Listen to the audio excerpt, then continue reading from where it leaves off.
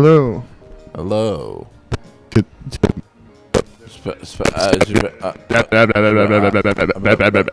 There we go. My wire's screwed up. But that's okay. I'm still gonna go to Discord and we're gonna start talking about stuff.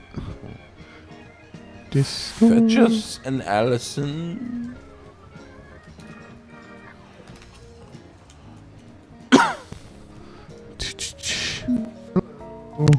Hello.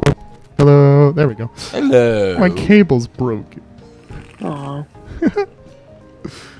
I've kept my mic in a box forever with padding because, like, I have this bad habit. Maybe it was just the shitty headphones I was buying, but, like, the cable would always break. And I'm like, Bob, I need rags and shit to put in this box. So I put it in the box. Well, here we are, once again. Yes, hello. You sound a lot better. Awesome, cool. So I shall use this from now on for streams. Hooray. Thank you, 10-year-old Mike. 10-year-old Mike. Yeah. He is a good 10-year-old Mike, and he's probably very happy. He's like, yeah, I'm still useful. So good boy, Mike. But hello, world. We have returned. For those who are watching, I sent a link to all my friends', so if they want to watch / listen, they can. Confident. Yeah. I mean, hey, they have the option.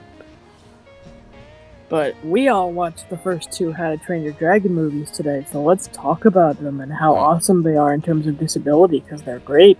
Yeah, They're pretty good. I just as a general point of review, I was very impressed, maybe a little surprised by just how high effort the writing was. Right? In both those movies. There was a lot of subtlety, a lot of what I assume was visual storytelling, which you can't quite capture with audio description. So even though they had audio Why did I description, assume I'd be able to twist the cap off this soda? you fool. Well, every fucking glass bottle soda I've ever bought, like birch beer and all that shit, is a twist off. This isn't. Now I have no soda. I have a bottle of soda. That's really fucking depressing. Oh, Allison, I can hold down the fort if you want to run upstairs and grab a bottle opener. Yes. That's only allowed. one story upstairs. Yeah, alright. You guys get started. Okay. Cool. I can't check the chat if I'm moving, so here, have a keyboard. Okay. But yeah, no, I love those movies. They're very, very good. And like it's so cool because like the first movie ends up like very like generic, you know, boy Hello, meets Chad. monster. I don't think we have a lighter down here. If I did, I would have tried that. Yeah. But anyway, like the first movie starts out like, you know, very generic like fantasy with, you know, boy meets beast and befriends it, and then the whole community does. And then the second movie happens. And 5-year time skips Hiccup goes from 15 to 20. I thought he went from 13 to 18, but turns out I was off by 2 years. There was a line in the second one about how he's 20. Yes. Well, they say that also, like, that Velka's been gone for 20 years a few times. So, you know, and she, like, unintentionally left when Hiccup was baby, so. Yes. Which out of curiosity, which one did you like better? Just, you know, as a film. I thought that the second one was better. Yes, yeah. Like I said when you started, like it's one of those rare trilogies that just gets better as it goes along instead of worse. Hello. There we go. Yeah, the second one was definitely a lot better. Yeah. There's like 2 chat messages past what's here, but that's what's relevant. Oh. Yeah. Okay. Hi. And also, if you're wondering, like, how Vilka, you know, like, recognized Hiccup, apparently he has a tiny scar on his face. Recognized Hiccup when? Like, when she met him for the first time. You know, and then, like, she touched his face. Okay, so, like... I've obviously known that Hiccup and Toothless were the names of the main character and the main dragon in How to Train Your Dragon for a long time. I must admit, my major weakness with the franchise is that I can't remember which one is which. Because Hiccup and the Toothless Hiccup's the name are of the both pretty stupid names. I mean, like, yeah, they explain in the first movie that, like, if you have a dumb name, it's thought to, like, ward off bad things, so. And, like, Ryan's working, he's crackling. Really struggled to have a working microphone tonight. Don't you It's only been 24 hours and no one has been in this spot, so I don't know why now it's broken. But it do be. Got it. Who? It's usually how technology. Gremlins? Oh, do we have gremlins? Oh, shit. I don't know what made that noise. There's humans on the first floor. That was the gremlins. No, I think those were just regular humans. No, those are gremlins. But yeah, so yeah, Hiccup is the dragon, Toothless is the boy. Yes, that is true. No, you just said what you just said was backwards. No? Right? You just What'd you just say? said. I think did you say Hiccup is No. the dragon? I don't think so. No, I said Toothless is the dragon. Okay. I thought you said Hiccup is the dragon, and I was like, No. no, that's the problem. You see, I don't get it. They're both silly names. Toothless is the dragon. Yes, I know. When I think about it with my brain for a tenth of a second, I get there. But, like, off the top of my head, it's like 50-50 which one I come up with. Also, fun fact: in the German version, they literally translate his name, and it's pronounced Onatsan, which literally translates to without teeth. So that's cool. There was a lot of kind of good, subtle storytelling. Like no one spent 5.5 minutes of dialogue on, oh my god, he lost his foot. Yeah. He just kind of woke up with a prosthetic and then took it in. Oh, like they make a joke out of it. Like as soon as they're they realize that Hiccup's gonna need a leg. It's like, hey, you rescued him. Most of them. Well, most of them. It's so good. And then later when Hiccup meets his mom, he's just like, talking about like who shot down Toothless. Like, that was actually me, but he got it back. You just couldn't save all of me, could you? So peg leg, and Vilka just doesn't care. Like she cares more about Toothless being injured than Hiccup. And it's like, and apparently in the animated series, which is why I watched Oak's video, because I'm like, he's seen more stuff than me, because unfortunately neither of the series I can find on Netflix have audio description, but apparently one, it shows him like having multiple types of prosthetics, and two, that they need maintenance, which is awesome. Like, the only critique that I actually wasn't consciously aware of, but I did notice sort of, like, when I first watched it, but that Oak brought up in his video, is that, like, they don't, like, people don't sleep with their prosthetics. So, like, when Hiccup wakes up with it, like, that's unrealistic. Like, it would have been more realistic for him to, like, wake up without his leg and for it to be, like, on the ground near the bed or something. But, Well, I mean, as far as like straight up realism goes, they kind of lose a lot to the format of a movie. Yeah. Like, for example, the way it's framed in the movie, in the first one, when Hiccup comes back from the island and he's talking to his dad, and he's like, something the island, something the nest. And his dad is like, what are you talking about? Oh, by the way, we'll talk about Scottish accents. Yeah. His dad's like, what are you talking about with the nest? And then the framing of the movie makes it look like he goes charging outside waving his arms, and everyone goes, oh shit, and gets in the big boat. Like that was all part of one event, like 5 minutes passed and now they're leaving.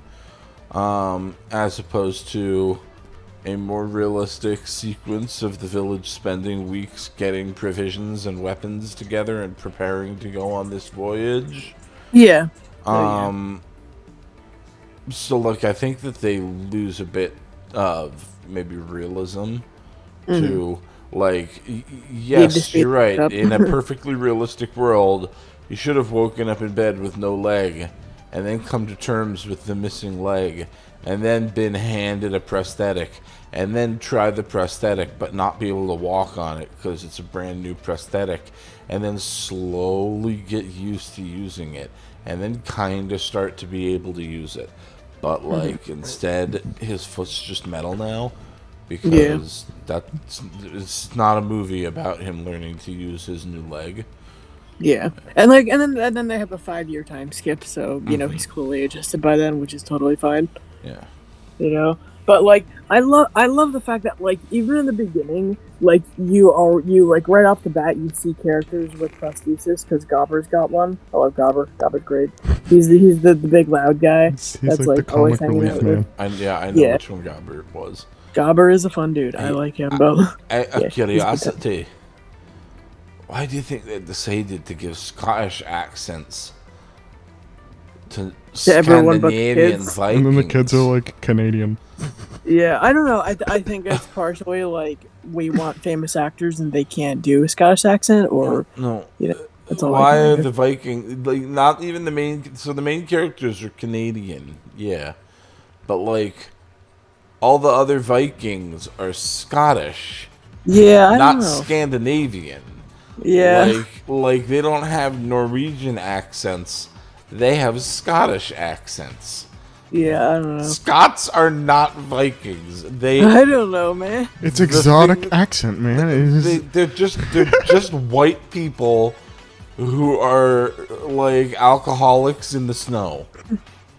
That's all. That's what they have in common. They drink and they live in the snow. I don't know.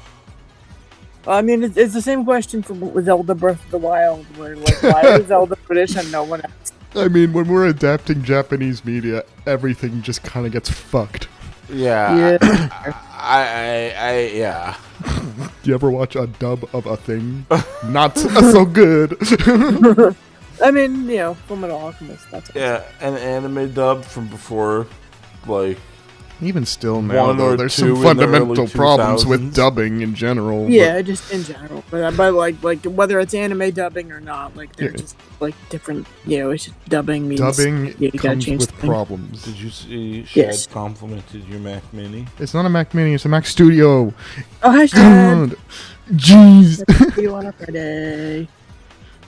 It could have been a Mac Mini, and this stream would still run just fine, but... Oh, you know what? You know one thing that I absolutely adore about the second one, though? One, villain has a disability, but two, one, I feel like that would work out better, like, plainly because the two protagonists both have disabilities, but also, he tries to pull the whole dragons ruined my life thing, and Hiccup just is like, and he gives a shit. Like, Well, yes, I love Allison, it. I did watch the YouTube video you are referencing. I love it. Well, no, I mean, I it's still a thing. Yeah, it's still a regardless thing of, the regardless. fact that I It's just said it. Very specific It's point.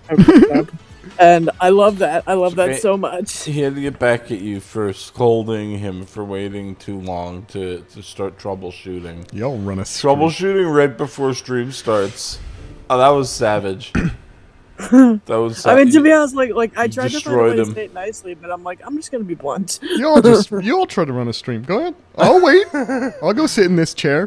Sounds like a nice chair. Allison, It's pretty fluffy and nice in that chair. first of all, Ryan, it's a very nice, comfy I chair. bet it's a very nice car. I'd love to sit in Second that of chair all- and doze off. Second of all, don't yell at me.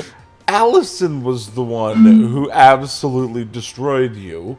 I didn't read. Third of all, Allison, Ryan does so much work. One to would get say every all stream of the running.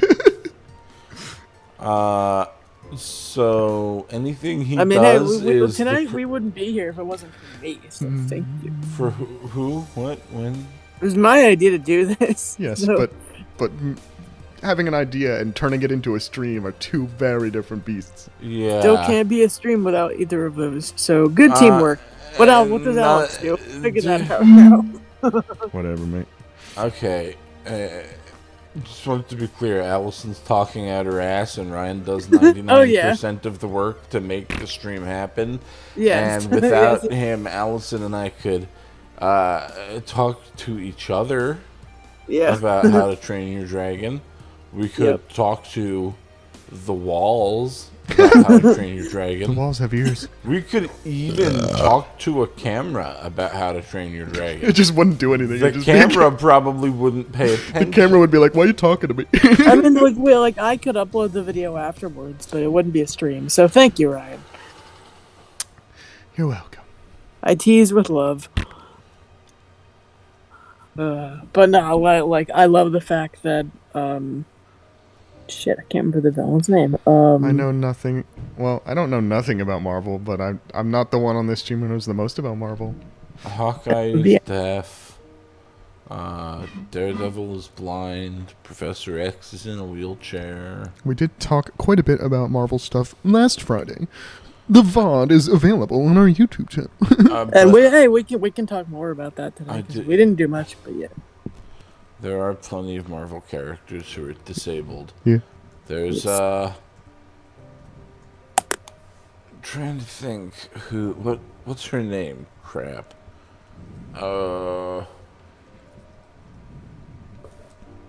There's a blind psychic in the X-Men. Oh yeah, Agent Venom. Agent Venom is Peter Parker's high school. So do you guys know who Venom is? Yeah. Yes. Yes, Agent Venom is a thing in the comics where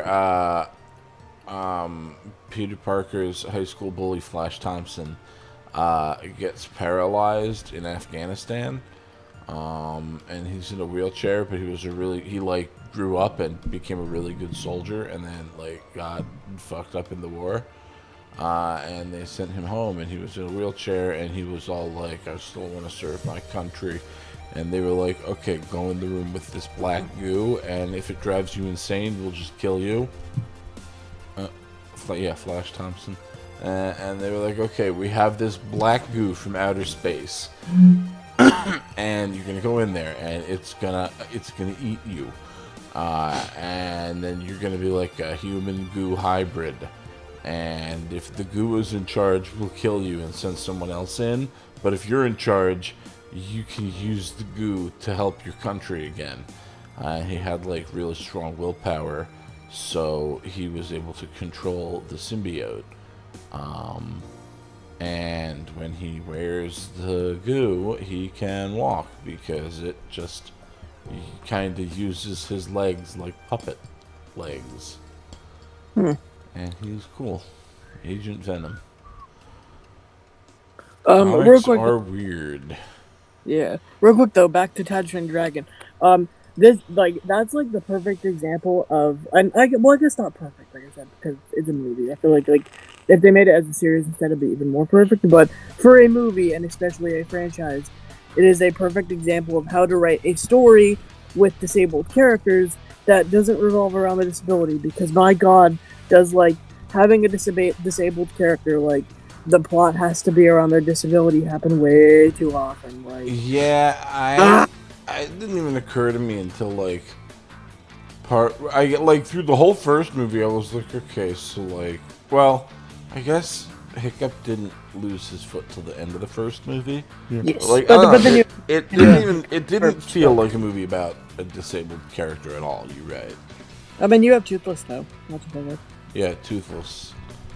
So, did Toothless lose his tail? I think he lost when half of Hiccup shot him down. He lost half of it, I think. But either way, it made him unable to fly properly. Yeah, he couldn't stabilize himself. Yeah. He lost a fan on the end of his tail that was for stabilizing in flight or whatever. Yeah. And I love the montage of and it's I shouldn't really call it a montage, at least not entirely, but I love the whole section of the first movie where where Hiccup's trying, tries over and over again to make Toothless be able to fly again. Yeah. Like that whole section, and like just on a movie or on a music note, like Test Drive, I love that piece of music so much. The music was really good. Yeah, the music was excellent. So good. I love the music. Also, like something I didn't notice until I watched them side by side, but I really like how the beginning and endings of both movies, like one mirror the beginning and the end of both movies, but also like there are a lot of similarities between the ending of both movies and the intro of both movies. They have like patterns of words and like sequences that are the same that cross over, which is cool. Mm-hmm. I appreciated that. I liked the song that his parents sing to each other. That was it's so cute! Oh my god, I love that scene. So normal. Hey, that was incredibly Scottish. It's so cute. I love that scene. It just made me really sad when Stoic dies, but he dies, protecting his son, and it's amazing. And because I remember that bit. I remember that Stoic died, but I couldn't remember most of that battle. And that when Stoic's rushing to Hiccup, it's really intense. I forgot how intense that bit was. That was really good. And so from the sound design, it seemed like those alphas were fucking gigantic. Yes, okay. They were huge. I mean, it does say in the audio description that Hiccup and Vilka were dwarfed by the alpha of Vilka's. So it kind of very much seemed like they finally found the real dragons in their world of dragon type Pokemon. Because those dragons that everyone rides, those are not dragons, those are dragon Pokemon. Yeah, fair. Those are dragon Pokemon, and Hiccup is fully evolved. Not Hiccup. I told you, 50-50. And Toothless is a fully evolved dragon type. Oh, by the way, I love the bit when Vilka scratches Hiccup. Now I'm doing it. Thanks. Scratches Toothless on I think it's the back of the neck, and the spikes come up, and he's just "Ooh, what are these?" Yeah. I thought it was I was just tickled pink when so I was thinking to myself in the first movie, right, that they were doing a very kids action movie trope of there's two girls and one's the girly girl and one's the grungy girl, basically. And then the girly girl is the one who winds up being the love interest in the end. And I was yep, okay, I get whatever, it's a kid's movie. And then in the second one, grungy girl gets to bang Jon Snow. Astrid. Oh, no, actually, no, I'm not sure. Yeah, I get the side characters' names mixed up too. I can't. They're a little bit boring. I have no idea which side character is which. Yeah, but I just the one that got to bang Jon Snow, I felt bad for in the first movie, and then in the second one, she got to bang Jon Snow. His name sounds like Eric. Is it Eric? Yeah, Eric. Yeah, it's like the Final Fantasy VII. Yeah. Aerith. Aerith is voiced by the guy who plays Jon Snow in the Game of Thrones TV show. Oh, okay. And it's funny because that guy gets mad dragons, I guess. Lol. That's a fun one. Also, speaking of the phrase "mad dragons," phrases like "good dragon" and "bad dragon" come up a lot more than I really wanted them to watching those movies. Twice. Someone said, yeah, no, someone in my kids' movie said "bad dragon" twice. I'm not okay with that. Yes, like the company that sells 4 foot long, 1 foot wide dildos. Yeah, those guys. Yeah, I gotcha. Also, by the way, Drago, that's his name. I love the fact that the villain's name is literally Dragon without the N. That's hilarious. I just find that really funny. You really should check out Aragon. I will. Which, his name is Dragon, but the D is an E. No? That's no, fun. Maybe? Yes. Are you But good? okay. Should we share a microphone? Should we? Yeah. Why don't we switch back to your Yeti and just? Oh yeah, I'll just run up to my room, grab my Oh. Yeti, come No, back down here, plug it in my computer, tell OBS I have a Yeti. Honestly, like Have a Yeti. just share a mic. It's better to share a mic than have No, that crap. We can't. That's not how these mics work. They're one man only. Not really. It's fine. It's okay. But what I didn't get to talk about yesterday, and I really, really want Oh, to. you know what? I'm an idiot. Sorry, Allison. That is okay. Is Encanto, because one, I'm obsessed, but also it's so good disability-wise. Thank you, Oakworm, for brain push. I love the shit. Much He made better. really good shit. Yeah, there we go. So first of all, I just used the cable from the mic sitting next to me. But first of all, what I was talking about last week with Monsters University, how it's not about disability directly, but it's still you can still look at it through that lens and get some awesome out of it. You can also do the same with Encanto, and it's amazing because and this is what's interesting about disability is you're only you're disabled by the average standards of the society you live in. So Right. there's an episode of Star Trek, for example, where a dude lives in a society where everyone has telepathic powers and he does not. So by the standards of his society, he's disabled. And at the end of the episode, he ends up leaving and going with the Star Trek people and go moving to a new planet and stuff. But it's the same thing with Encanto, where Mirabelle is disabled in the sense because the average for her family is superpowers. And so by because she doesn't have one, she's not disabled in the sense of the general sense, but being the standards of her family, she is. And so I have a great transition after this. Cool. But so the fact that at the end of that movie, well, first of all, the fact that Mirabelle doesn't want a gift, because it's totally fine, obviously, because you guys both, or at least I know Alex, would want a cure for their disability. But I wouldn't. And so the fact that Mirabelle doesn't want a cure, she just wants to be acknowledged by her family for what she can do, is super relatable and awesome, and I really, really like it. And then also the fact that at the end of the movie, she isn't given a gift, at least not one tangible, because it's theorized that she'll be the next matriarch of the family, which is awesome. But the fact that she's not given a direct superpower is the best, because part of the message of the movie is everyone it's both that everyone has their own special thing, but also that that special thing isn't the all that you are, and a bunch of other things about generational trauma. I gotta too. say, Feelings. as I was watching the video you sent about Julieta, I came to an idea that I feel like this series of streams has sort of a thesis to it, which is, do disabilities need fixing or does society need fixing? And while that sounds like an obvious question to answer, comparing that based on your opinion versus reality. So, give me a second to go off.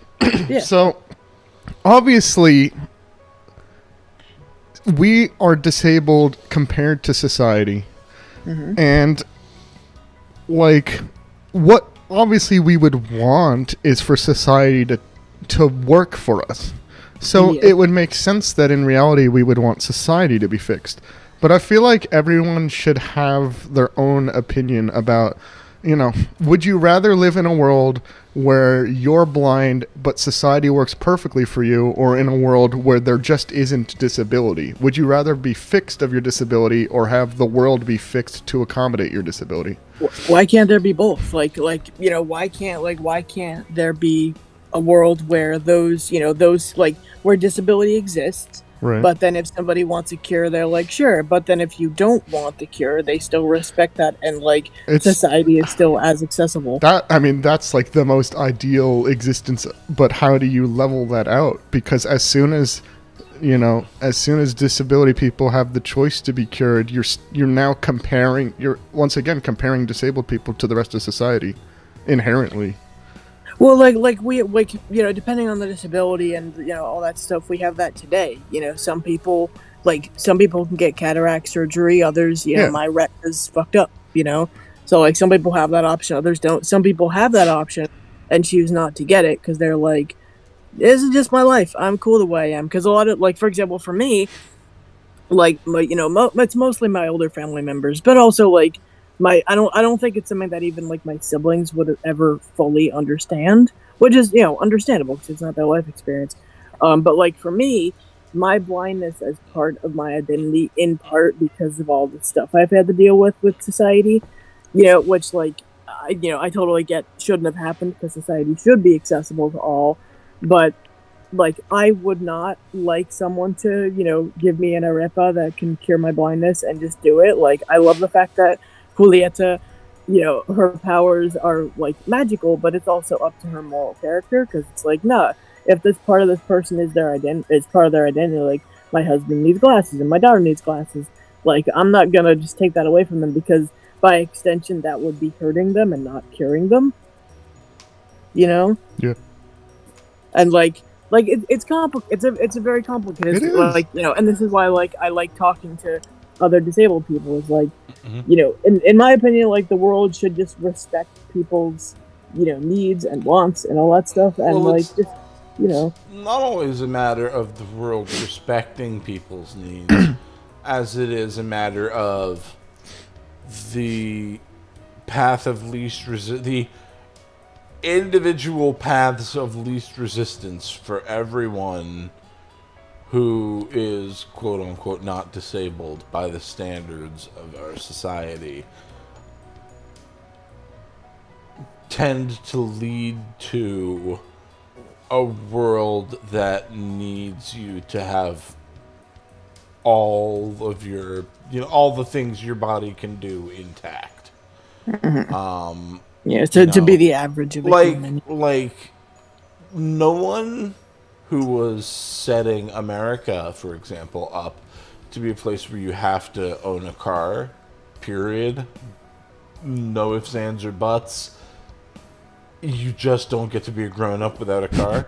No one who was setting the country up to do that was thinking to themselves, ha ha ha, this will put those silly blind people in their place.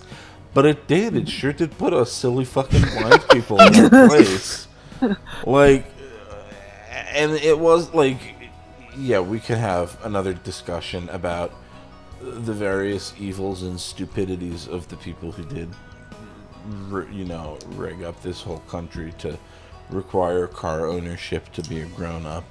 But that's not what this stream's for. I mean, I think with cars in particular, like you got to remember that the automobile was first invented in 1886, and the reason I know that year is because a member of my family was born that year, and so my brain remembers it now. But yeah, so it was invented in 86, and then spread more and more as the decades went on. But like at that point in society, most, if not all, like it was super super rare for a kid to be blind. So most people who were blind either could drive, or at one point, or just were old enough where they couldn't drive anyway. It's certain that like if I was born 5 years or a decade earlier, I wouldn't be here. I just got really lucky with the decade I was born in and where I was born, because NICUs. But like if I was born during that time, like there's no way I would survive. So there wouldn't be a me, to not be able to drive. And for cars, like I think in particular, like the country was so big, and just the way the country was, and like money, that they were like cars, and so like everybody had a car, and they were like, well, if most people have cars and not cities, then like why do we need public transport? It's a waste of money. Yeah, no, like I said, that's a whole different stream. Yeah. Like how dependent America is on cars for transit is like a very unrelated issue from disability. I was just using it as an example of like it is a system that holds blind people back in life, but the inception of that system has nothing, like, it's not, like, yeah, no it's one not was directly thinking about blind people when they put it together that way. So talking about rearranging society in a way that wouldn't hold blind people back is like so massive a task that it basically can't even be discussed. Because, I mean, we can obviously discuss it, and we will, because that's what we're here to do. But, like, the amount of change that would be required to make it so that blindness is just not even an inconvenience in society would be absolutely incalculably massive. And I mean, it's also worth noting that, like, it's not just blind people who can't drive. Like, if you have narcolepsy or you know, certain types of narcolepsy or epilepsy, or, like, if you don't have the reaction time, like one of my friends, you know, just doesn't have the reaction time to get a license. Like, you know, it's not just blind people who can't drive. So, like, no, you know. I'm using blind people as a reference just because that's the world I exist in. Yeah. But yeah, no, it is just the issue of cars is specifically not specific. If you know what I mean.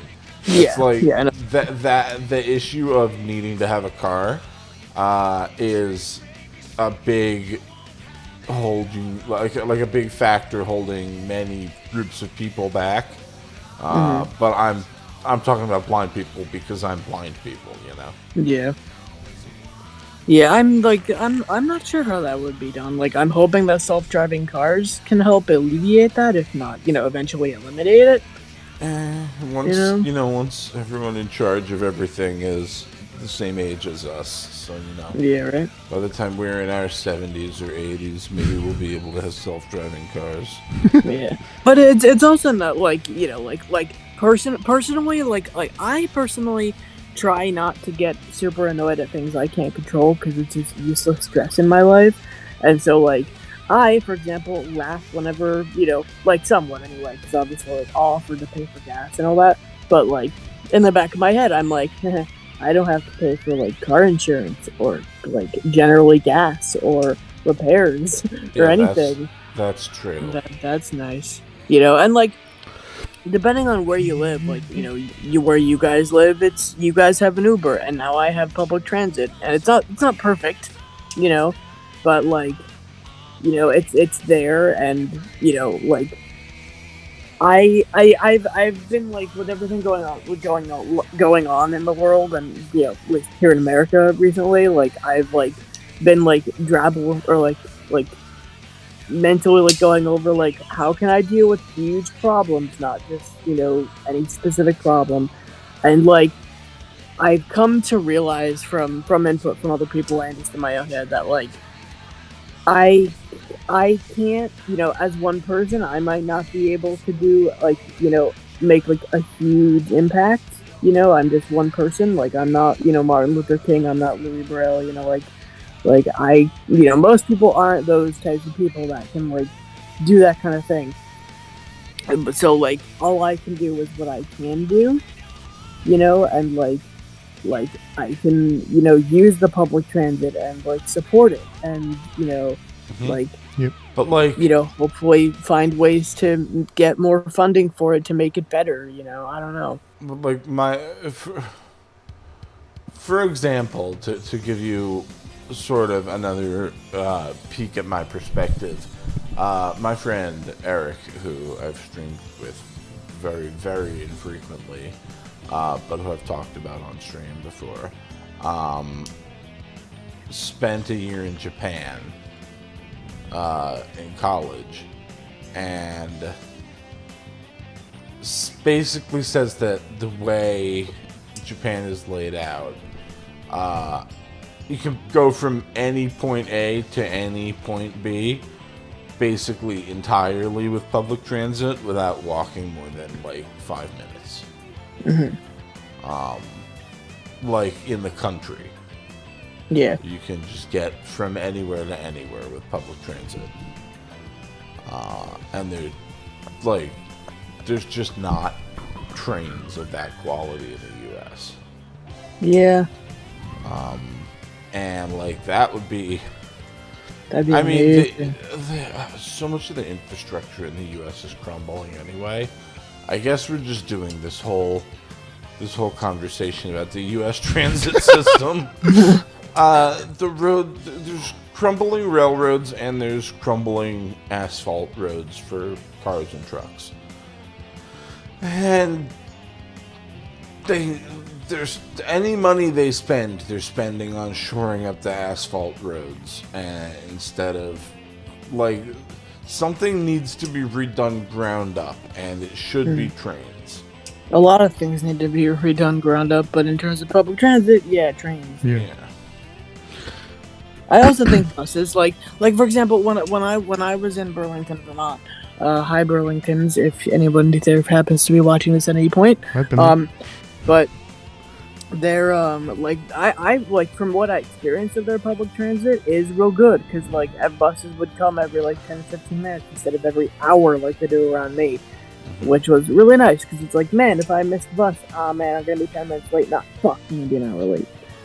You know, much less like anxiety inducing.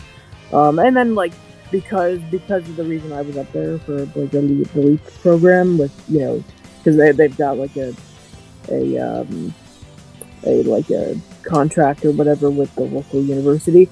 You know, like most if you know most, because I have a story of the like drivers and stuff know like blind people etiquette of like, hey, we can't press the button to tell you when to stop, so we'll tell you, and if you remember and stop there, that'd be great. But one guy didn't, and that was an interesting experience, because like it was really nice. And like it's not in retrospect, because like I try not to be a confrontational person, but that incident helped me recognize that, hey, one, you don't always have to be shouty to be confrontational, which, thanks family. Boomers. but also like sometimes being confrontational and like calling a person and being like, hey, this happened, can we like educate this driver please, like I'm fine, everything's okay, I got home okay, but can we educate this driver for future peoples? And they were like, oh yeah, we found the footage and we'll talk to him. And I'm like, cool, thank you. And like it taught me that, like, you know, sometimes it's okay to, you know, do that kind of thing. Like you know, like I was clear, I'm like, I don't want the guy to get in trouble, I just want him to be made aware of the rules, especially because, you know, there are lots of blind people in this town who either live here or just come to visit every summer for, you know, a couple months. And it's kind of annoying having to walk, you know, like I think it was like 15 minutes or whatever home when I could have just gotten dropped off on my road. So that was an experience, but for the most part, like, it was a really cool experience, you know, getting to use public transit for like a daily thing because I'd use trains and whatever sometimes, like as to say, this is how trains work in my mobility, but I'd never actively use one because I couldn't. And so, like, it was cool being able to just, you know, use it on my own time. And then to get home, I had to take a 9-hour Amtrak from Burlington, Vermont to New Jersey. Like, and thankfully there weren't any transfers, so that would have been. But I hate transferring on trains. Like, I'm getting better at it, but it's like I always have anxiety of like, am I gonna miss my train by asking for help? Am I gonna be too late? That would train suck. schedules tend to be pretty tight. Yeah, but it was nice not having any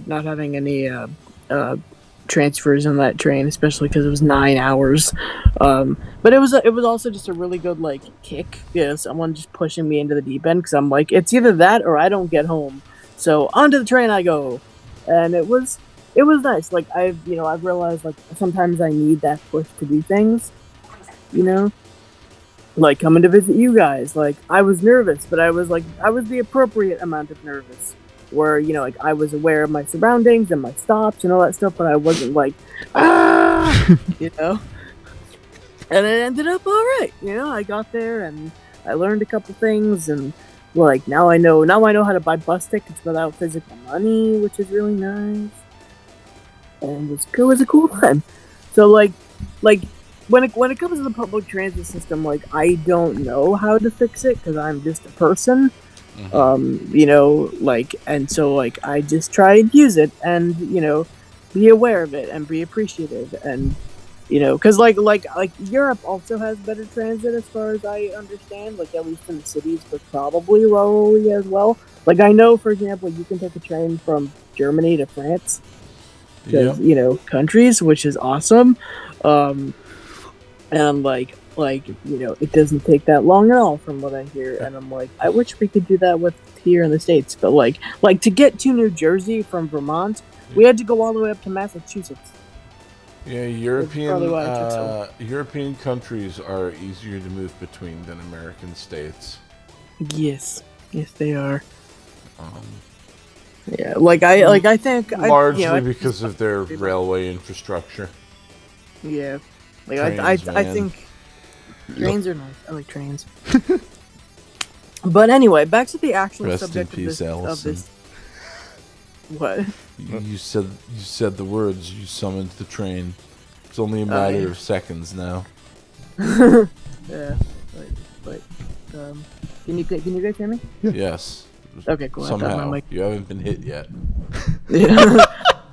Thankfully, I don't live near any trains.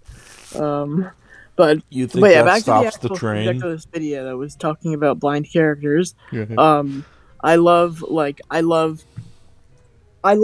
the fact that in Kanto, like it talks about, like I love movies that talk about disability without talking to them, like because as an English major, and Alex, I'm sure you know this too, is like looking at things through a different lens and being able to go like, oh, I can relate to this, even though it's not directly talking about my life experience, is awesome because it's really cool. And like again from Oak, because I like Oakworm is like he talks about how Dolores is probably autistic because he's also autistic, and he's just like, dude, like if you give a character a superpower, but that superpower leads to them having traits like me, they're autistic. Deal with it. Like I'm calling them autistic because I want to deal with it, and like yeah, deal with it. And that's actually like Dolores was hearing. Good hearing. Yeah. Good hearing. Good hearing. Yeah, very good hearing. Very good. But like, what and this is what Lupin or what Alex and I ended up like talking about a couple weeks ago. Like, I think it was before I came to visit you guys. With mental disabilities or like usually mental stuff. It's like it's a lot harder to just say this character is this thing because like everything's a spectrum, but like. When someone's an amputee, for example, going back to How to Train Your Dragon, whereas, like, if someone's on the spectrum, like, it's harder to tell. And plus, like, a lot of times, like, I forget what book series we were talking about, Alex, you can jog my memory, but, like, a lot of times a time period that a series or a world, they just don't have the terminology for it. Like either because they don't care to, or just the author doesn't care to, or whatever. And so like the reason a lot of readers to clarify, I'm sorry, before you continue, I was talking about like quote unquote medieval fantasy novels. Calling them medieval is kind of a misnomer, but that's pointlessly over academic for what we're talking about. But in a novel that's set in like quote-unquote fantasy times, whatever that means, castles and dragons and swords and knights and chivalry and all that crap, doublets and goblets and yeah, blah blah blah. In that kind of a society, they might not have the word autism, but that doesn't mean nobody there is on the autism spectrum. Yeah. So it's hard. Like, sometimes there will be characters where it really feels like the author is conveying something, and then sometimes it's a little bit more Sorry. Like, not obvious. Song. Sometimes it's a little bit more subtle. It's so weird not being able to hear the A music. little bit more up for debate, potentially. Mm-hmm. Yeah, well, like that's what, like, because like some authors don't want to peg a character as a certain thing, and then others feel like they can't because it would break the immersion of their world. So it's like for example, like Braille doesn't exist in the Avatar universe because no one's invented it, so you wouldn't bring it up, you know. And it's a similar thing with being on the spectrum in novels, and that's why like a specific character in this series, Alex was describing them to me, and I'm like, I explained to him how like I understand that the author didn't specifically say that they're autistic, but I can see how just to feel like they're represented in said series that somebody might love, that they go like, I can relate to this character. And so I like to think of them as autistic, even if like, even if they don't express it outwardly, like in their head, it's like, oh, this person's really relatable. Like Oakworm with Dolores. No one says Dolores is autistic, but to the Oakworm, she is because it makes him happy, and who says that she isn't? That's the thing, is like by not saying that she is, you're also not saying that she isn't, and like. I watched the whole video on how you can have like a lot of people were this was about queerness, but it overlaps with disability, obviously.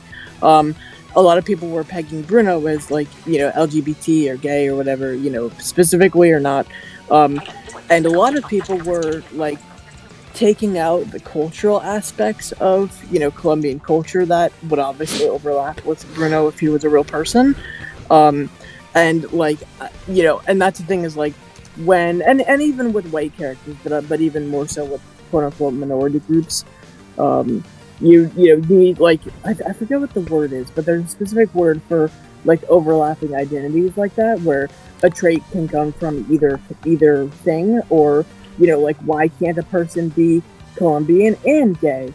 Like what's wrong with that? Why if a character is gay, can't they also have this stuff involved in their identity? Because in real life they would. And like a lot of it's the same thing with disability. Like, why can't someone be a professor at a university and be autistic? Because by saying that they can't, you're automatically like downplaying the capabilities of PWDs, of like people with autism or people with disabilities, what have you, because you're like, but like, just because you don't see them as having autism or what have you, doesn't mean that doesn't mean that someone else can't.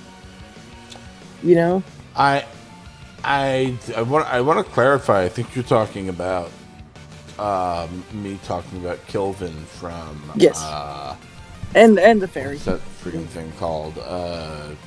Kingkiller Chronicles. Really good books.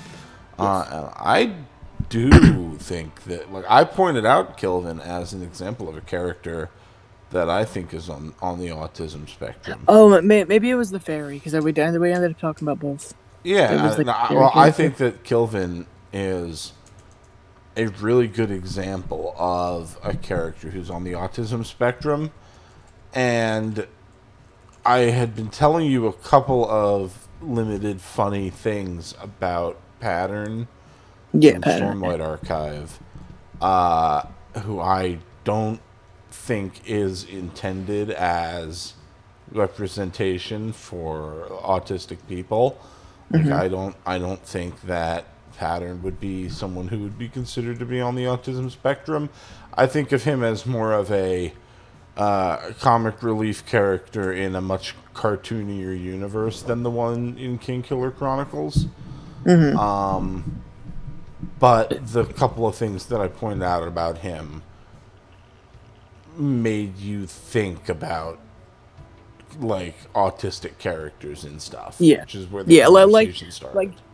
That's what's complicated. Is like, I was like, I think I told you, like, I don't think of I'm not saying that Pattern is autistic because I haven't read the books, and they probably don't outright say it, so like, there's no proof or like for him being autistic or not. But like it's important. I feel it's important to acknowledge that, like, hey, if someone, if they don't specify this person is or isn't autistic, it's important to acknowledge, like, hey, if you see this person as autistic because it makes you happy, cool. That's cool. Yeah, Really cool. I want to make sure that I'm clear about what the conversation that we had, like, because what happened was, Yeah, it's I complicated. said, here's a funny thing done by a funny character, and then you said, that's kind of bad autism representation. And I said, well, I didn't think it was autism representation. And that was where the conversation started. Yeah. But the explanation now kind of didn't, I didn't feel like it, like, I don't know, I just wanted to address that I wasn't, like, saying, ha ha ha, this autistic character is so stupid. I was saying, ha ha ha, this character is kind of a dummy. And then from there, I told a few stories about the character, and then we started talking about representation. From there, I still don't think that pattern is Oh yeah, autistic, and like, but nor do I, and and that's perfectly fine. I would just bring up again that, like, if someone does, that's okay. That's like that's what's cool about, like, about that kind of thing, where it's like, hey, if your headcanon is that they're autistic because it makes you happy, cool. It's not in my headcanon, and both are okay. Like, that's what drives me crazy about a lot of people today, is like they get so, like, into, like, what's canon and not canon, and I'm just like, like, like, if you don't like someone's theory, then don't put it in your headcanon. a cannon is a metal tube that shoots balls. Obviously. But I forget. Oh no, I think we did talk about something else yesterday. John Actually, yes. I don't think we did really. Actually, you know what? I don't think we talked about Fullmetal Alchemist enough. And now that we're now that we're talking about How to Train Your Dragon, let's talk about the Fullmetal Alchemist and all the disabled characters within the show, because it's amazing. Like, that's another really, really good show where, like, the disability is, obviously super acknowledged because, auto male. But it's also just like, yeah, he just has a metal arm and leg, and like a bunch of people do, and it's so good. Like that's what drives me crazy sometimes about rep, is like, I'm just like, why, like, for example, like, why can't just a waitress, have a prosthetic or use a wheelchair or whatever? Like, why, like it's and I believe it's the same thing for any type of minority characters. Like why can't a character just have this trait? Because, like, it might alter their story a teeny bit, but not enough to make them not the character you want them to be for the story. Because there's a fine line that you have to toe when you're creating a character with a disability or a minority character, writing a story. Because if it seems like their disability or their minority status or whatever group they're a part of, if that is too great an influence on their character, well, congratulations, you've made another dull, disabled character that's, like, just a blind person talking about how blind they are for the runtime of the movie, and, like, okay. But if you make it so that it has absolutely no impact on their character, well, that's tokenism. That's what tokenism is. It's, well, this guy's black. Why is he black? So that there's a black guy, and, like, that's not good either. Which I guess that's what makes Toph, like, the archetypal good example and of a disabled Hiccup character, because she's like, she could be not blind and still be Toph, but also the fact that she's blind influences the person she is in a really significant way. And actually, on the subject of Toph, thank you for bringing her up, because there's something that I saw on TikTok today that, like, made me laugh, but also made me go, that's true, but I kind of don't want it to be, but it's very true. So I follow this guy, this Like, I follow this guy, Keep Wheeling Forward, on TikTok, and he posted a TikTok earlier. I think it was today. Sometimes I'm not on TikTok all the time, and and I see TikToks from like a couple days ago or whatever. But he posted a video talking about like the most like yeah the way he puts it, like the most ableist characters from insert thing, like this time it was Nickelodeon, that like would like give him crap if they saw him on the sidewalk, is the way he puts it. And number one, and like part of me agrees with this and part of me doesn't, is Toph, only because she would be like, what do you do? Like, why can't you do this thing? You do this thing, and then throw a rock at you. Because she's just like, if I can do this thing, then you can do this thing. And I'm like, I feel like young Toph would have that attitude a little bit. Like a little bit, because she's just like, dude, you're not pushing yourself hard enough. Do the thing. But then part of me is just like, I don't think, like, for example, I don't think she would get on like a wheelchair user's case, like for example, like Teo, because like the kid can't, like, his legs literally don't function. Duh, like, just learn leg bending, idiot. Am I allowed to say that? Is that okay? I don't know. But like part of me is just like, I could see Toph doing that, like especially like to any of us, because she's just like, excuse me, you're blind, I'm blind, you be as good as me. Like, but then part of me is just like, I don't like thinking of Toph as ableist, but I'm also just like I don't, because like he lists off a couple able, like characters that he thinks or knows would be ableist, like Helga's dad and Arnold. And Hey Arnold, and I'm like, yeah, Jackie would be ableist as hell. And also Angelica's parents from Rugrats, and I'm like, also kind of vibes, yeah. Like, yeah. But like, and like for some reason that the first one on the list was Katara and Sokka, and I'm like I want to put up a video later, but like, I don't know if they're viewing all the blind jokes as ableism, because I find those hilarious.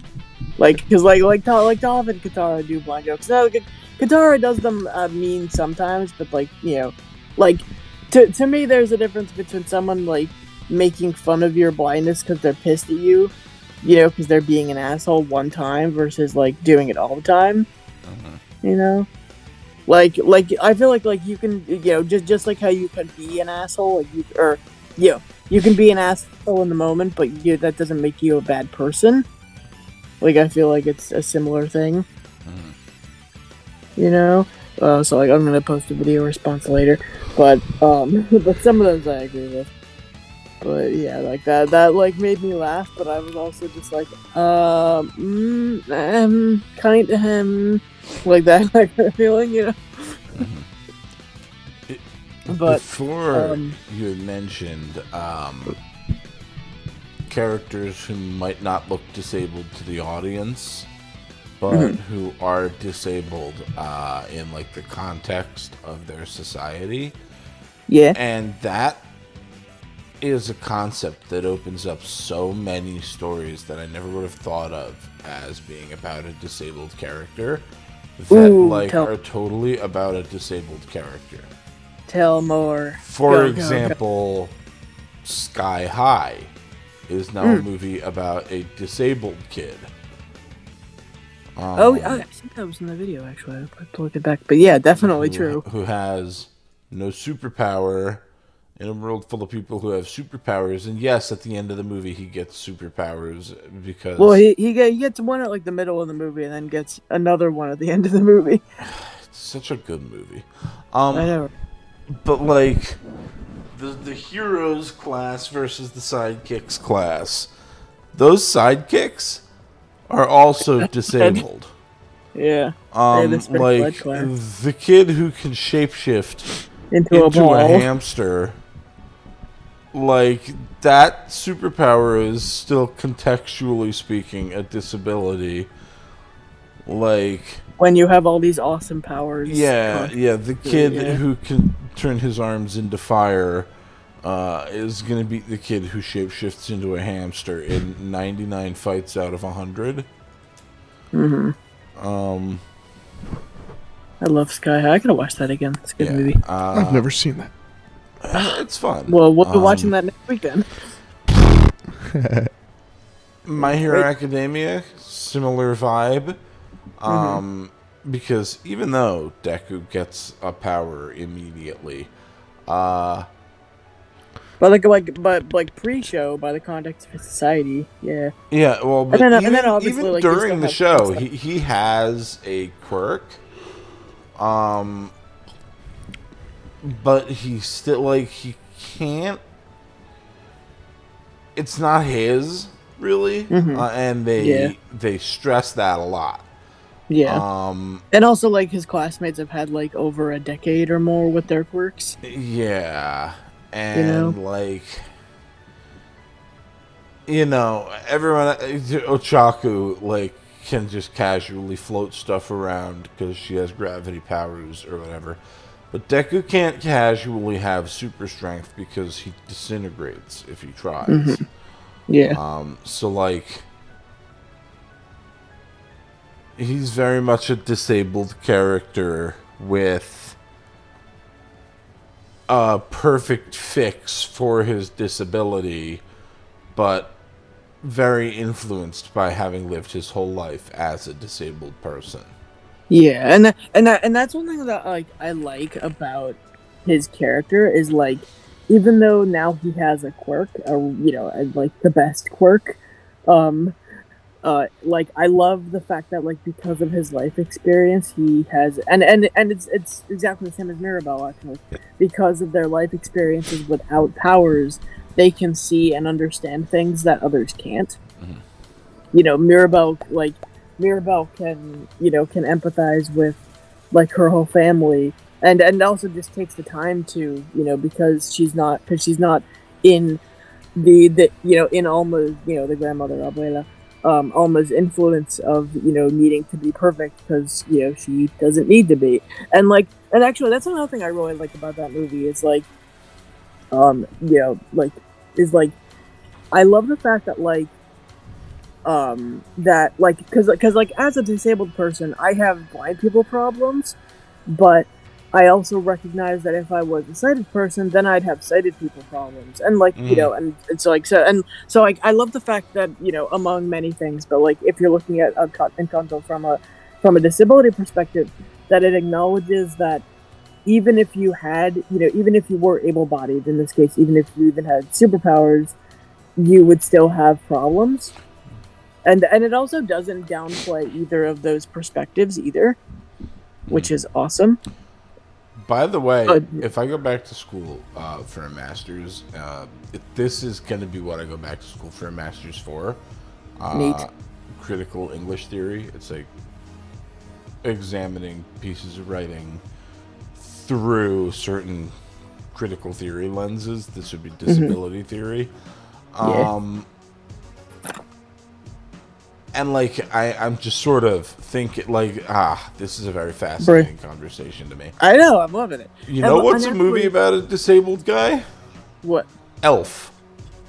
Oh yeah. Actually, well, it's Cinema Therapy. If you don't watch Cinema Therapy, do it. They're videos about ADHD, and it's awesome. Yeah, like, I think by the context of the society that the society being New York City, that Buddy the Elf finds himself in, he has a disability. He just doesn't get it. He does not. And actually, it's also not just New York, so the North Pole, because, like, he's also disabled by North Pole standards. Yeah, which is part of the. I mean, I don't want to sit here and hyperanalyze Buddy the Elf, but that's kind of part of the tragedy of his character, is that he has a hard time fitting into any society because he was a human taken out of the because society. there's one society that he fits into physically, and there's one society that he fits into mentally. That's so big Alex, big brain. It's fun. And his sort of achievement over the movie is to integrate those two parts of himself in a way where he doesn't lose either. Yeah. And it, like, makes things better for everyone around him. Yeah. I love you guys. This is so much fun. I'm so glad we're doing this. It's so cool. And actually, like, okay, I keep nudging the mic, and I'm like, did I press the button? But like the whole the like going back to My Hero Academia and sort of this, but less so because Elf is awesome. Um, like what do you feel about the concept in like film and stuff about overcoming your disability? I personally hate it. Um, Like I find super that overdone. Yeah. I find that there's a distinction between overcoming your disability and adjusting to it, a la like Hiccup, like, and even though we don't see it, like obviously he adjusts to having a prosthetic Yeah. leg and all that Or stuff. Buddy, for example. Yeah, or Buddy. I know you said to a lesser extent Elf, but like Well, that's because I like Elf. he doesn't lose the part of himself that fits in mentally with the Society of the North Pole. He just takes those two disparate parts of himself that are creating the disconnect, and he creates a situation for himself where he can use both at once. And actually, I like connecting to the subject of like society adjusting to us, or us accommodating to society by becoming quote unquote normal. I love the fact that like it's not just Buddy that adjusts; it's especially like his family and coworkers and all that. They like not everybody, obviously. Yeah, no, it comes back to what we like- were talking about before with, do you fix the person with the disability or do you fix the way the world works around them? Which, it's everything is connected back to itself. everything overlapping today. This is And fun. the secret at the middle of all of it, as I've often suspected, is Buddy the Elf.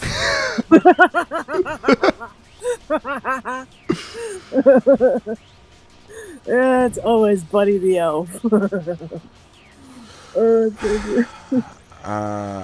But yeah, If I had one more person here who read A Song of Ice and Fire, I could do a 30-hour live stream about characters' disabilities in A Song of Ice and Fire. Tyrion, I know about him and I love him. Tyrion Actually, and he's another Bran like from what, and like and you can give me more Hodor details. Like and he's another Theon. really really good example of like a character that's just disabled, and it affects his life obviously because like if I remember correctly from what I know, his dad wants him dead, or like wishes he was never born or whatever. But like he's also just like he's kind of a dick, but also not not as much of a dick as the rest of society, so it makes him a nice guy. Yeah, well, I would want to have a big kid conversation about Tyrion, because yes, you know about Tyrion. What you don't know is that he's totally the villain of those books. Huh. The TV show kind of absolutely mangled his character, but the story that's in the story isn't done yet. It might never be done, but like the story that's being told in the books about Tyrion Lannister is the story of someone who is treated so poorly because of his disability that he decides, fuck it, everyone dies, and tries to burn down the world with dragons. He just hasn't gotten to that part yet. Will there be a redemption? Maybe. Probably. I did just realize that we went from one movie with Peter Dinklage to another with Peter Dinklage. Yeah, that's I love Peter Dinklage. The Dink is amazing. Yeah, Peter Dinklage, he's the key at the center of all of it. I'm not. Yes, Peter Dinklage plays Tyrion Lannister, but I want to stress they ruined that character in that TV show. First of all, they should never have cast. It's the same as Hermione. They should have never cast someone hot to play Tyrion Lannister. He's supposed to be the ugliest little motherfucker. In the books, he's got mismatched eyes and a missing nose with a big hideous facial scar and scraggly hair that's part like bleach blonde and part No way, black. mismatched eyes. Do you mean the shape or the color? Because that's No, just kind of. one's green and one's black. But like he's got like the books go out of their way to tell you over and over again that he is not a normal looking guy. He's got a heavy furrowed brow and twisted short legs, and his nose is missing with this big ugly scar because he got hit in the face with an axe. Although this does bring up another subject though, and you know, part of like society versus, you know, stereotypes and all that stuff. But so many disabled villains. So many disabled villains, or villains who like become disabled. But usually it's pre-movie, and like part of their motivation is either being shunned or just hating, you know, being shunned by society and therefore becoming evil, or like, you know, or just like all that Captain Hook, just, you know, having a hook for a hand, and like, you know, like so I think it's much more prevalent in like, you know, classical, like, you know, Disney movies and older things, but like, you know, mentally, physically, what have you, like, it's so common to be either the villain or all like tragedy, a la like Notre Dame, which I love that movie. It's very good, and like I love like the darkness of it because the 90s were awesome. But or maybe it's the 80s, one of those times. But like, you know, especially like in the original book of the Notre Dame, that like Frodo ends up dying. What? Frodo? Quasimodo? Yeah, Quasimodo. That is different from Frodo. Yeah, my brain. Good. I don't know, like yeah, I get those names mixed up. But like Quasimodo ends up dying in the books, and like, yeah, like. And also, like, something that I really like that they did it in a play version, though, is that because he's the bell ringer, Quasimodo is deaf. And so in the play, when he's talking to other people, he uses sign language, like ASL. And then outside of that, he, like, has a voice in his head. You know, so, like the actor vocalizes there. But I'm just like, that's a really cool, like, distinction. Because obviously, like, he's not, you know, mentally, you know, deficient in any way, but, you know, like, that was cool. But yeah, like, if anyone in Lord of the Rings is disabled, now that you mentioned Frodo, and I'm pretty sure that there are no disabled. I mean, not really even Gollum. Probably Gollum, I guess. Is I mean, the one you it's can probably make a like, case for. But like Lord of the Rings doesn't have women, so it sure as shit doesn't have anyone disabled. Yeah, I mean, quite like Cinema Therapy did a video on DID, I believe it was, in Quasimodo. Or no, correction, it was a villain therapy in Cinema Therapy. I love that too. I love it. The channel is so good.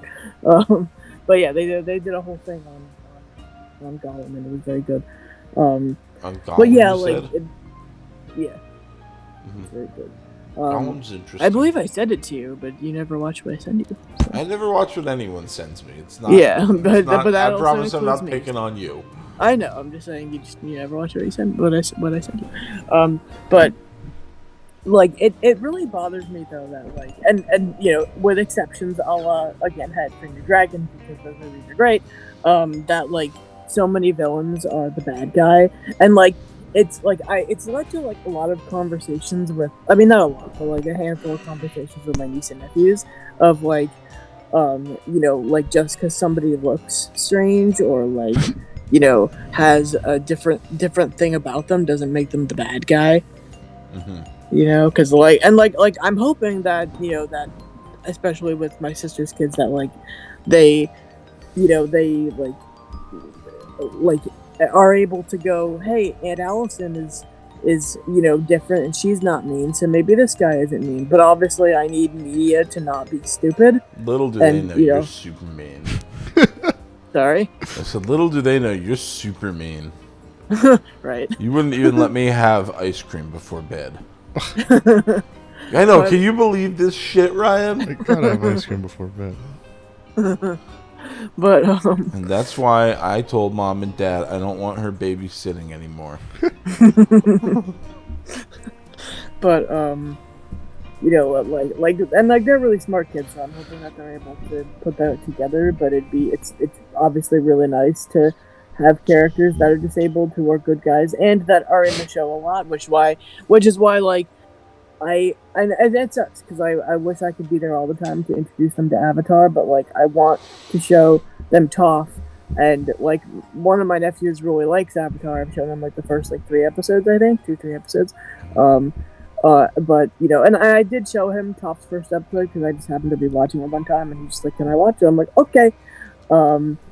But you know, but obviously we need to get like for him to understand the whole show, we need to get through all of season 1 first, and I don't see him much, so I hope I get to do that when he's older because it's amazing. But yeah, like it, like, and I you know, there's obviously like a, you know, like stop. They, you know, they don't blatantly do that as much as they used to anymore because now it's not acceptable. But it's still I believe it's especially more prevalent with mental illness. Unfortunately, it really sucks. I just had a thought that you're gonna like. I'm sorry. Ooh, thoughts. Speak. But in the way that we were discussing how a disability is much broader a category than just someone with one of the things that makes you disabled in the real world when we're talking about fictional characters, in the same sort of way that Buddy has a disability by being mentally a Christmas elf. Yeah. At the beginning of Avatar, Katara is disabled in the Southern Water Tribe. Literally because she can do more stuff than everyone else. Her ability to waterbend in a society where that isn't normal is a factor that holds her back in that society. And that's really interesting. I don't know if I would disagree with that completely because, like, because she's the only waterbender in the Southern Water Tribe. Like, the only real thing is that, like, you know, she's not like, because like, you know, unfortunately we only spend with like 2 episodes there, but like she doesn't seem to be discouraged from waterbending. It's more that you know, she just doesn't have anyone to teach her to make, you know, teach her all the things to make it useful, but like she can still do everything that the rest of her tribe, you know. Yeah, like, I might be projecting slightly. Yeah, like I think in terms of waterbenders possibly, but that would be like for example, you know, like if there was another waterbender there and Akiva's really good and Katara, like, for whatever reason, you know, mentally, physically, whatever, like, just couldn't waterbend. But I think, you know, I don't think that's the case with Katara. You know, it's like, you know, because you know, a disability is something that you have that everyone else doesn't. That's the other way around.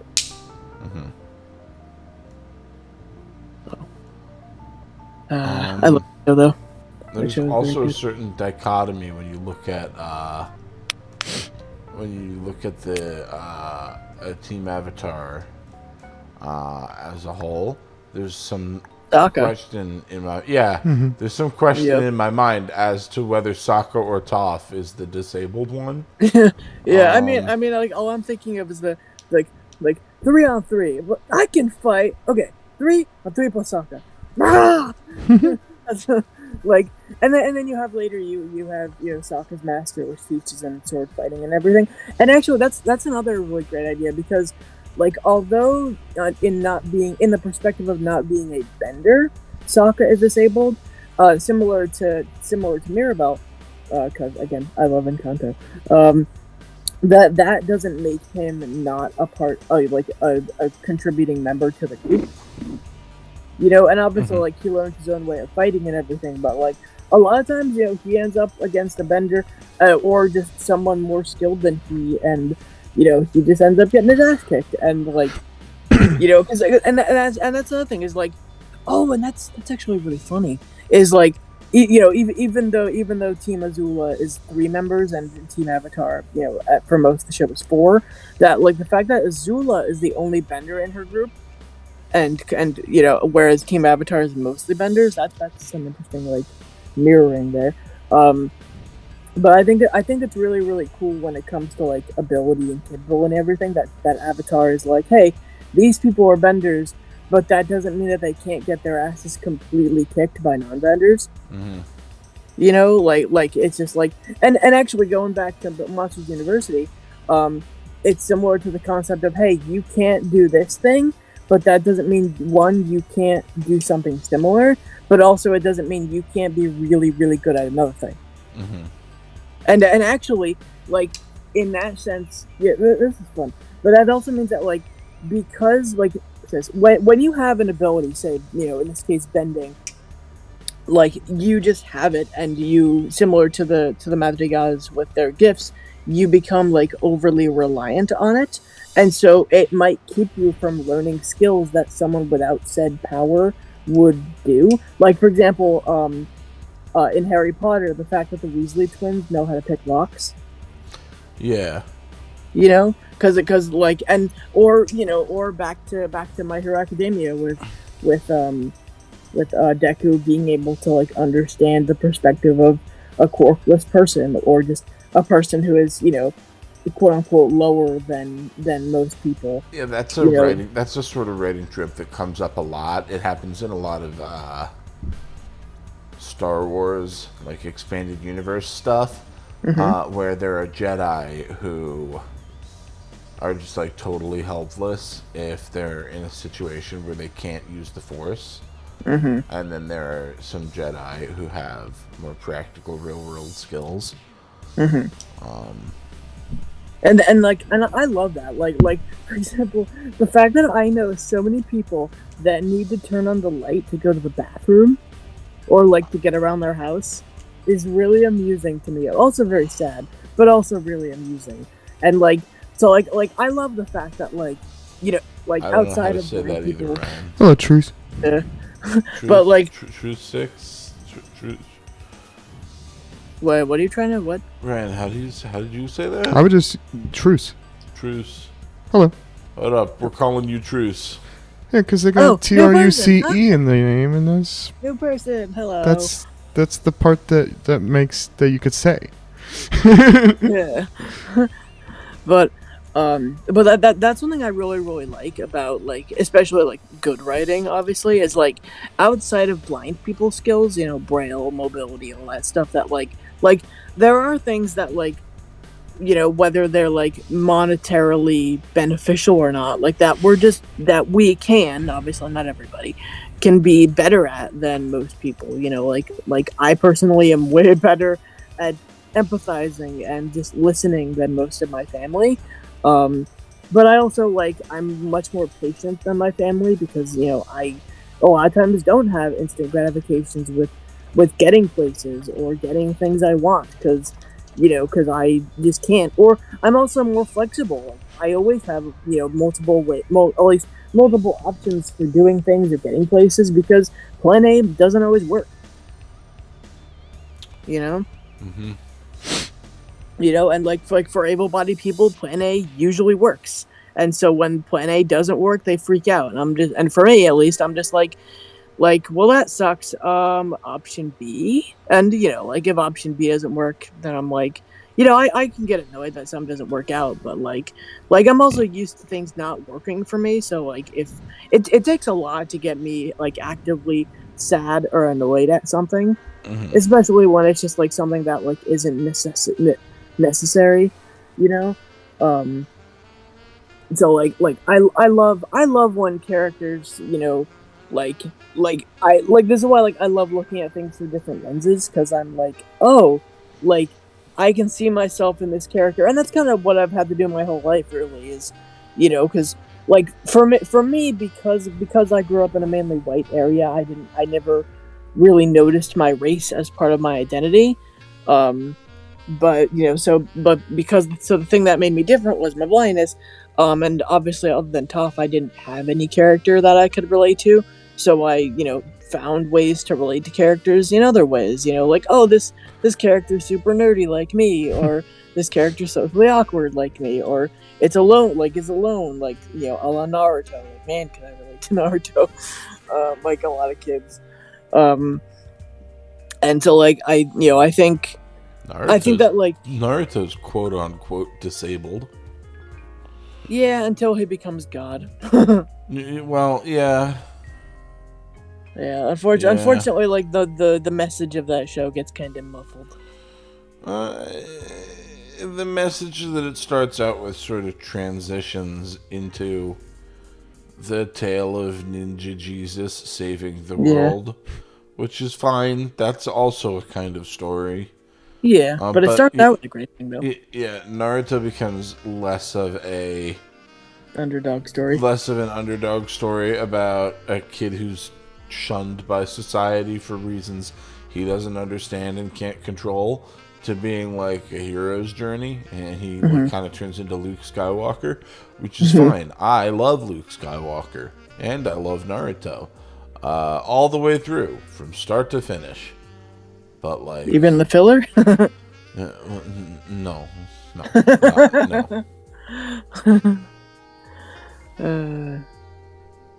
By the way, like, just off topic, but I just watched the clip recently, and it's really funny. I love when Guy gives Kakashi a piggyback ride. It always makes me laugh. Just like the sound effects, and then, like, Kakashi's, like, just dead, hanging off Guy's back at the end when they get back to the village. And Rock Lee is an actual disabled character. Yes, I love Rock Lee. Rock Lee's great, and, like, the fact that Rock Lee takes the chance of what, like, hey, you can stay, disabled and, like, not be able to. Not like, and, like, I love that Guy leaves it in his hands, because he's like, hey, you can take the chance and possibly die, but also possibly 50-50. I think it was like 51-50 or 49, because Tsunade is awesome, but, like, and like part of me is like, that's awesome, because he has that much faith in Tsunade and wants this so bad, but then the other part of me is like. The other part of me, looking at it from a disabled perspective, is, like, a bit iffy, because I'm like it depending on your interpretation, it could be sending the message that, like, it's better to be dead than disabled. But he's, like, even after the surgery is completely successful, he's still disabled. His disability isn't that Gaara fucked up his spine. His disability is that he can't use chakra. Well, I thought he couldn't use ninjutsu or genjutsu. Well, like, yes. He uses chakra for taiju, doesn't he? I mean, I don't know. That if you want to have a debate about the lore of the Naruto universe, we can do that. But if you want to have a debate about disabled characters, Rock Lee lives in a world full of people who can punch with lightning and breathe fireballs, and Rock Lee punches with fists and breathes oxygen. Yeah, it has giant eyebrows. How are Guy and Lee not related, man? I don't know. Like, they gotta be. Do you know what Might Guy's father's story is? Yes. Do you know what Might Guy's father's name is? Might die. Kishimoto. Honey. Yeah. You named a character Might Die. Oh, Jesus. But, I think, although Haku is an example of, like, how having a superpower can disable you, at least, like, by society, because, like, his dad tries to fucking kill him. Mm-hmm. And he kills his mom. And it's only with Zabuza that he's just like, hey, I could be useful. Like, that's a whole thing. I love Haku. I've been rewatching the Zabuza arc sometimes.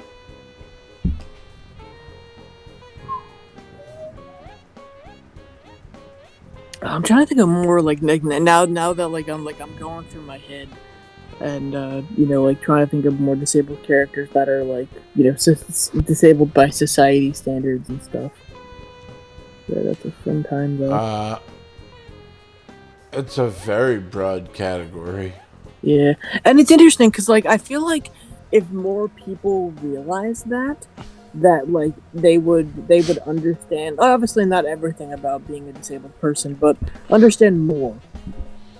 Mm-hmm. And so and that's why I love analyzing stories and writing and shit is because this one might be controversial. Ooh. How about The Incredibles? Ooh, yes. Because that movie is an Ayn Rand novel about how some people are just better than others. But I think in the beginning, that whole family has to live hiding who they are because it doesn't.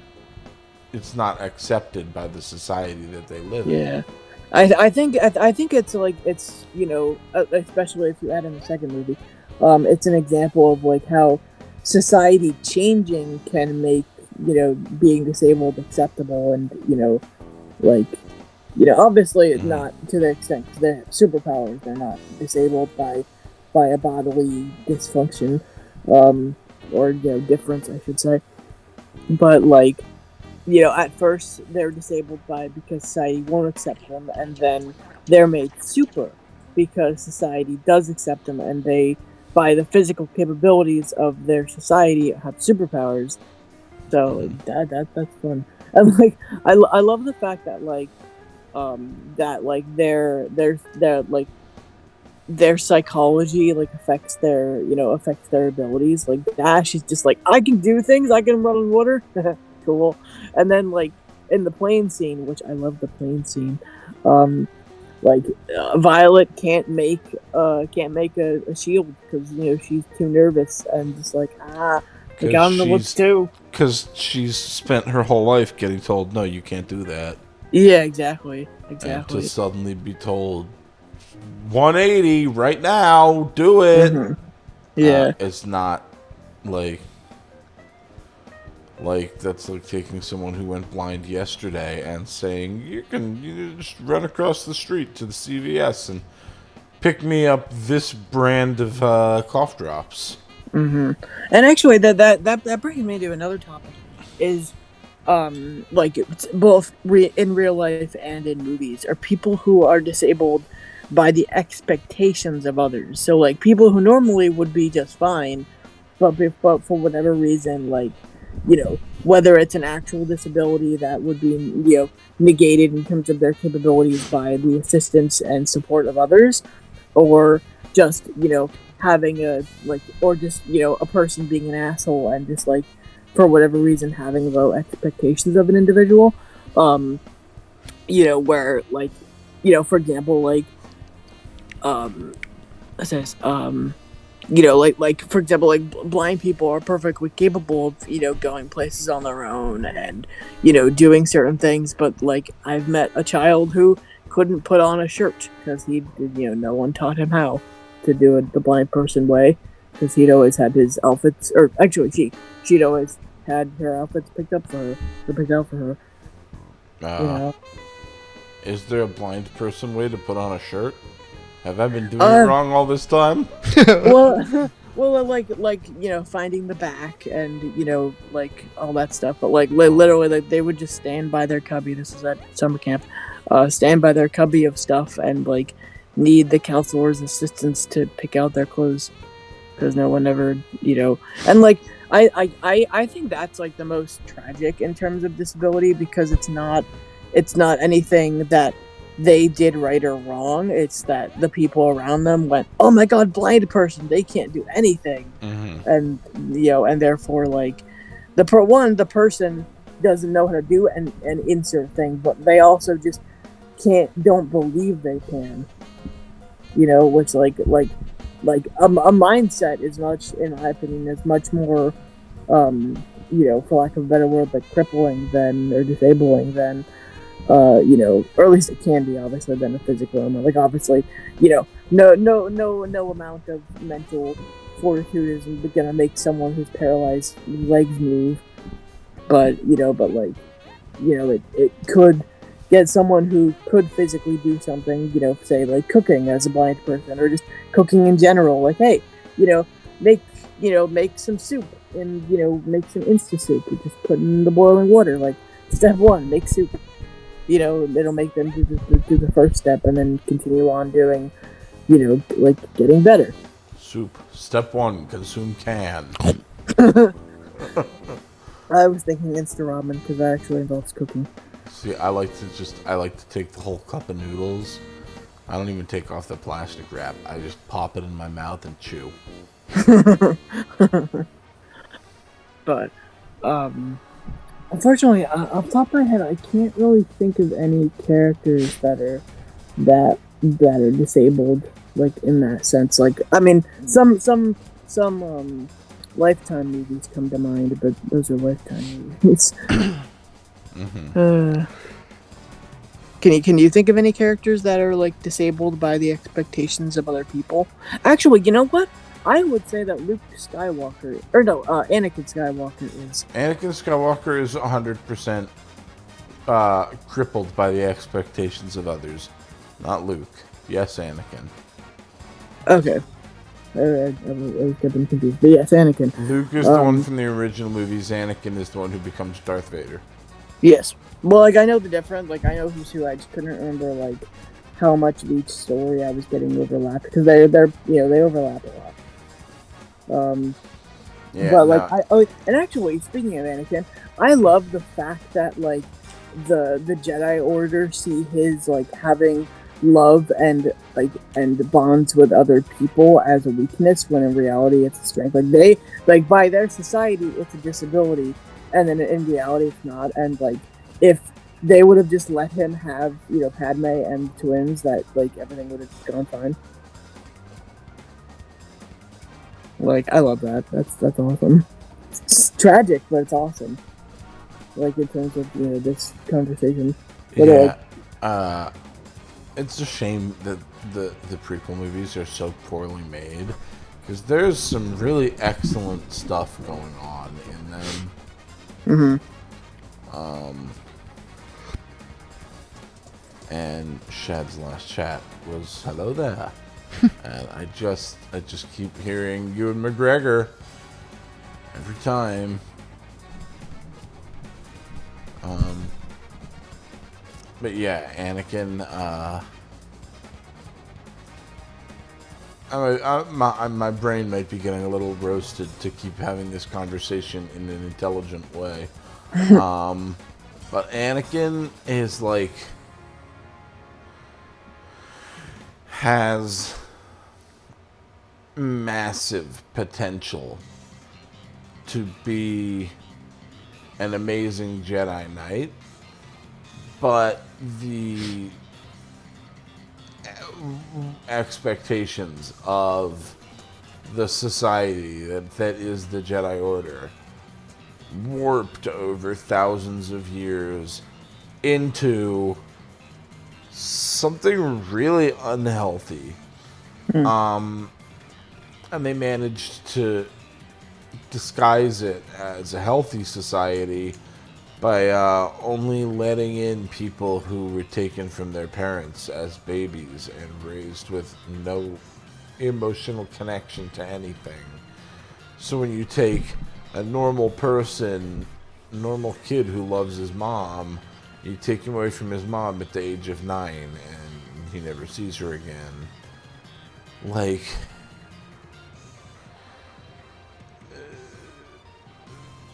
they wanted to make him into a Jedi, but they had warped what being a Jedi is so thoroughly that it was no longer compatible with being a regular person. Mm-hmm.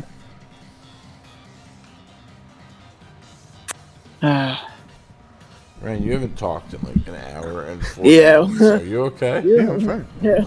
It's funny because, like, Thursday streams, you're talking more, and now Alex is talking. You guys have way more stuff to say than me. I got all my shit out in the first part.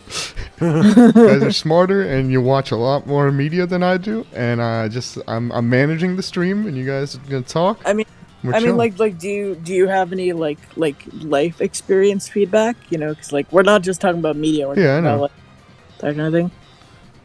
If I think of it, I'll tell you. I'm sorry for putting you on the spot.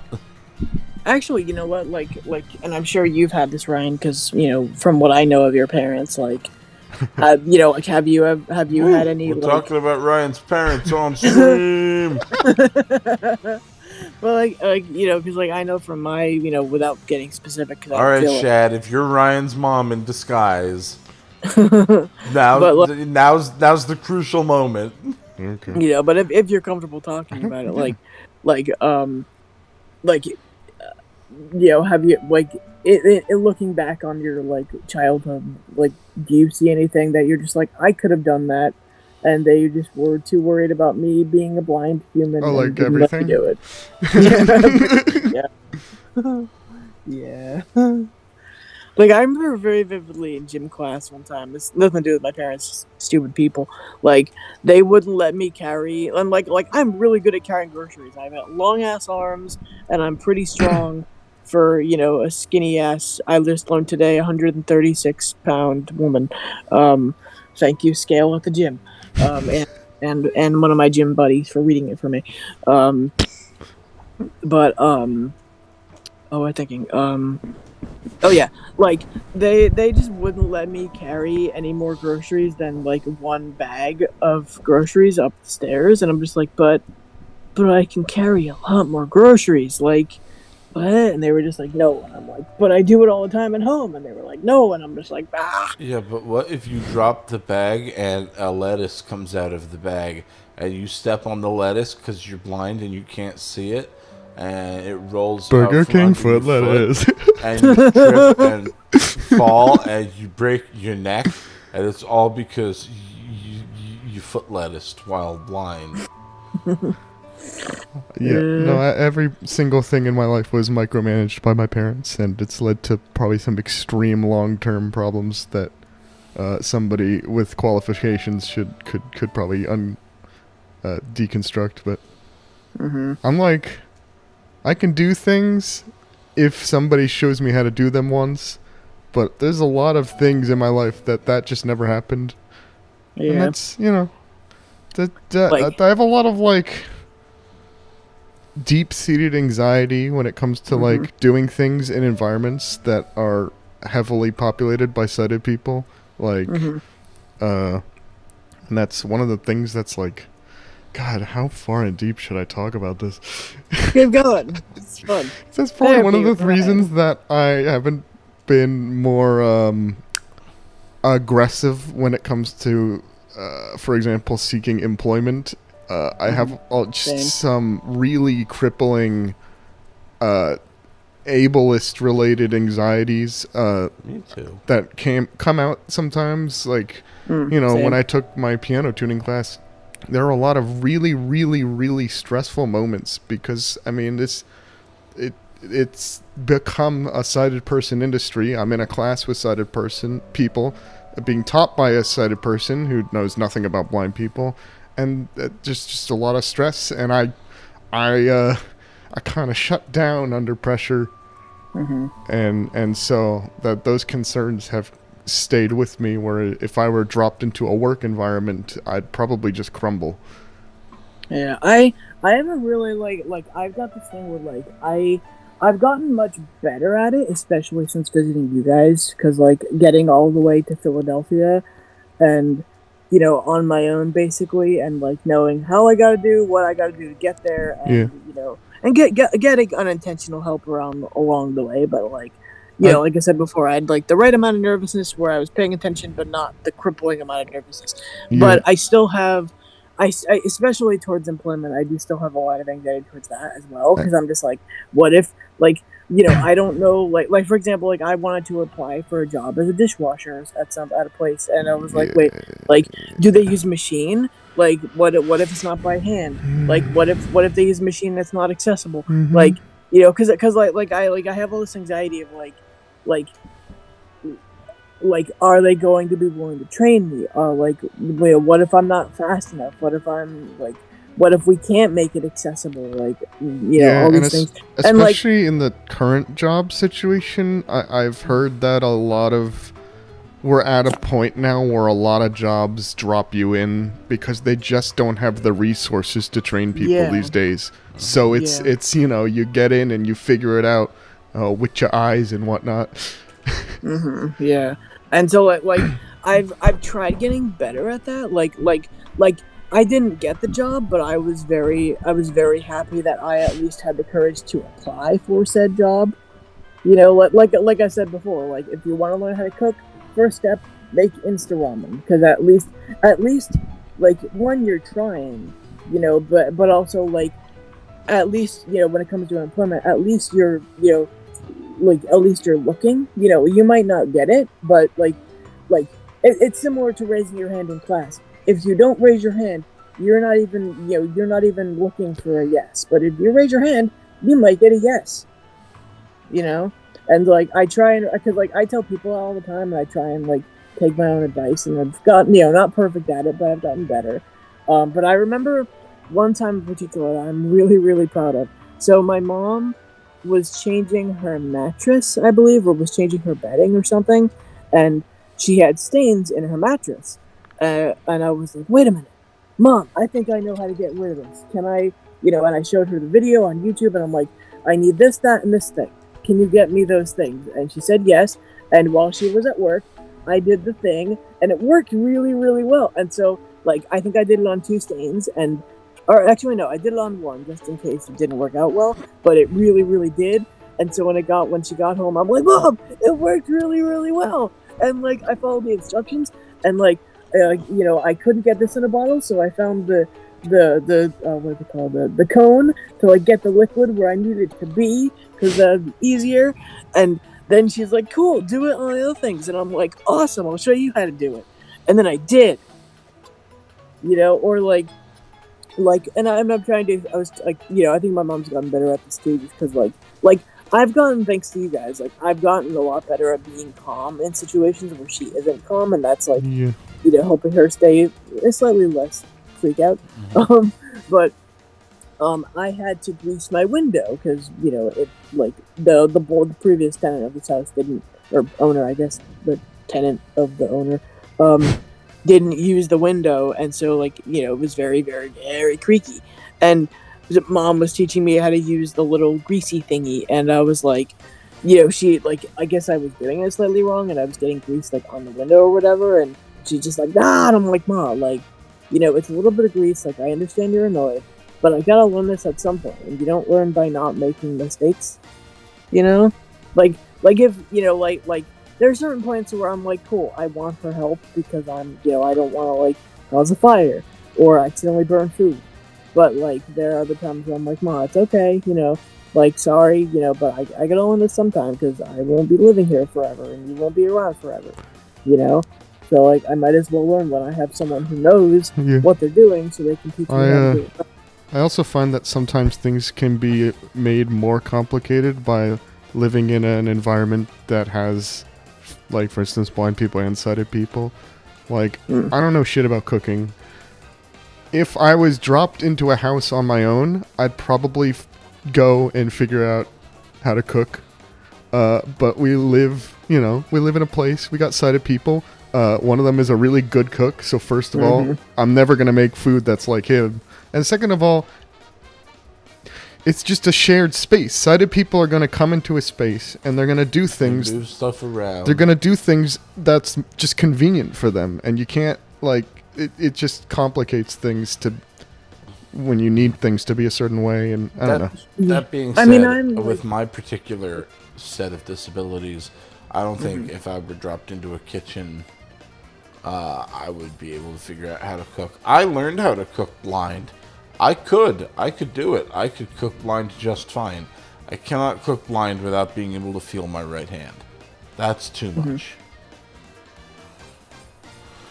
Yeah, for me, I'm lucky in that, one, my mom is also very organized, because, like me, not being organized drives her insane, But also I think she does it in part for me. But it's kind of a mutual. We both need to be organized type deal because it just keeps things nice. But I do totally agree with the experience of my siblings that like they'll just do what's convenient. Like something that's been driving me crazy every time I see my family, except for Bobby, thank God, because she understands blind people etiquette. Is I'll put my purse down somewhere and they'll just move it without telling me, and I'm just like, where's my purse? Cause I'm 27 years old. You think that they would know to be like, hey Allison, just so you know, I moved your purse onto the table or over there next to the door or whatever. Like, you don't just move blind people's shit. And so I totally, and granted, I'm at their houses, they're not at mine, but that just shows me just how much most of them are just going to do what's convenient to them without taking me into account, which is really annoying. But when it comes to cooking on my own, though, for me, I've always taken great pride in being able to do things for my own. Maybe not everything, obviously, but I've always liked learning new things and being able to at least have the option to do things on my own, because I told with my previous story, there's gonna be time where I'm gonna have to, and I don't want to be that kind of person. And it's perfectly fine that you guys are, because you guys have a sighted person there, and it's your personality. But for me, I don't like the feeling of needing to rely on people. Like for example, when I was coming down to visit you guys, the bus stop that I like to get off and on from is about a 13-minute walk from my house. And I could have done it perfectly fine. Don't misunderstand. I don't like needing to rely on people for stuff. Yeah, I'm not saying you do. I don't think I could like it less than I do, actually. Mm-hmm. But, yeah, I'm not saying you do. My options are to rely on other people for most things, or die. It's called the thing the government wants. It's called having many serious medical problems. Yeah, you're a special case, but I'm saying for varieties of people. But for me, where was I? Oh yeah, just when it comes to needing to rely on people, my sister offered to drive me to the bus stop, and I was like, yeah, sure, because her saying no or her not offering doesn't mean I can't come visit you guys. It just makes it more convenient. Just like it would for anybody. Like we're talking about, it's not just blind people who can't drive. So, some people might walk, and I see people walking on the side of the road that I walk on quite often. Not as often as I see driving, obviously, but people do walk down there for whatever reason. And so for me, again, I do recognize there are things that might be harder for me or that might be impossible for me, but I like at least the option to do things like that. My stepmom taught me how to cook steak once, and I was like, cool, now I can make steak. At least, I can cook it, and that's neat. And, I also just, I don't know, for me, I just like the option of being able to do, and it also it allows me to do things for other people. So if my mom, for example, my mom worked a double today, and I vacuumed the whole house because I'm like, hey, mom's working hard. I know how to vacuum. I'm gonna do this because I know my mom could do it, but she's working hard. I want to do, I want to help out around the house and do that stuff. And so I could vacuum a house. The problem is we have a robot that can vacuum the house. Oh yeah. Like I said, everyone's situation's different, But my we don't have a Eustace, but so I mean part of wanting to learn things is also my deep fear of being a burden on others. Because of where I grew up, I didn't have the option of, and one, I had a bunch of older siblings who did work around the house and I didn't, but also I think, especially when I was younger, my mom didn't want me or didn't think I could, or didn't like half the time it'd teach me how to do things, or didn't know how to teach me, or a bunch of all those things. So like, so like now that I'm the only one living with her, and like I'm a lot more capable than I was when I was a kid. I don't wanna be a burden on her, and so I'm like, I'm gonna do what I can. I empty the dishwasher, I load the dishwasher, I do the dishes, I vacuumed the house. I picked weeds for her yesterday morning, which was very helpful because she only 24 hours. So that was nice. So like it's anxiety plus like I like learning things plus I want to be helpful. I prefer not to think of the former because that makes me feel meh. But yeah, that's me. So like yeah. Ooh, actually, I just thought of a really awesome, cool character. Like I can't believe I never thought about. It's from She-Ra and the Princess of Power, Entrapta, who is definitely autistic. I don't know if I know she wasn't called that in the show, but I don't know if the writers have pegged her as autistic, like, by name, but she's certainly, like, obviously on the spectrum. And what I love about her character arc is that, like, she learns to adapt more to people. Like, there's a whole thing where the other princesses are yelling at her because she's like, you were like you, because she's obsessed with technology. Like, you put more effort into technology and you care more about stupid technology than us, and now our friend's missing because you made a mistake. And she's like, well, and like she takes the time and like says, somewhere along the lines of like, me being into technology and advancing technology is my way of trying to help people and make friends, and I'm not good with people, and I'm sorry. And like what I love about that, and later on when like the princesses apologize, is that like it's bridging that gap between someone else with a disability learning to do a thing, and then other people also learning like, hey, we also need to change and adapt to them. Like I love this type of stories because I hate the types of stories where it's just like magical cure, boop, no one has to change anything. Because God, I hate magical cures.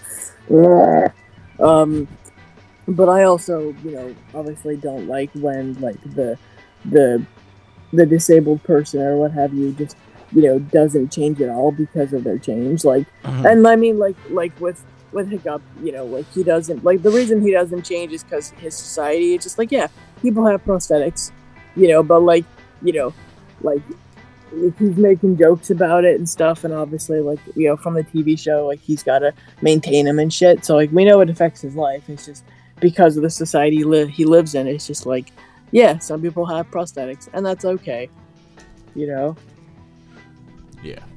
But like, what was I thinking? Oh yeah, like one Entrapta, I love her, like, and it's great because like she ends up making friends with the big bad for most of the series because like she literally doesn't care that he's she's in D&D terms, I believe she would be like chaotic. I'd say chaotic good, because like she follows the bad guy for a while, and then once she realizes what he wants to do, she's like, no. So I'd say chaotic good. But there are also times where she kind of flip-flops into neutral because she's just like, science! Which is really, really fun. I love her so much. But like, I love the fact that, she evolves through her characters. And actually there's also, and the names are very like 80s because it's based off an 80s show, like representation. Shit, now I can't remember her name. Fuck. Cell phone help. I need to find her name. She-Ra and the Princesses of Power. Claws,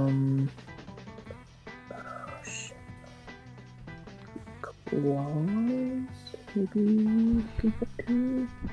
Scorpia. That's it, Scorpia. Scorpion. Like, yeah. And the great thing about her is, so, like, in the Horde where she grew up, she has like scorpion hands. She has claws for hands.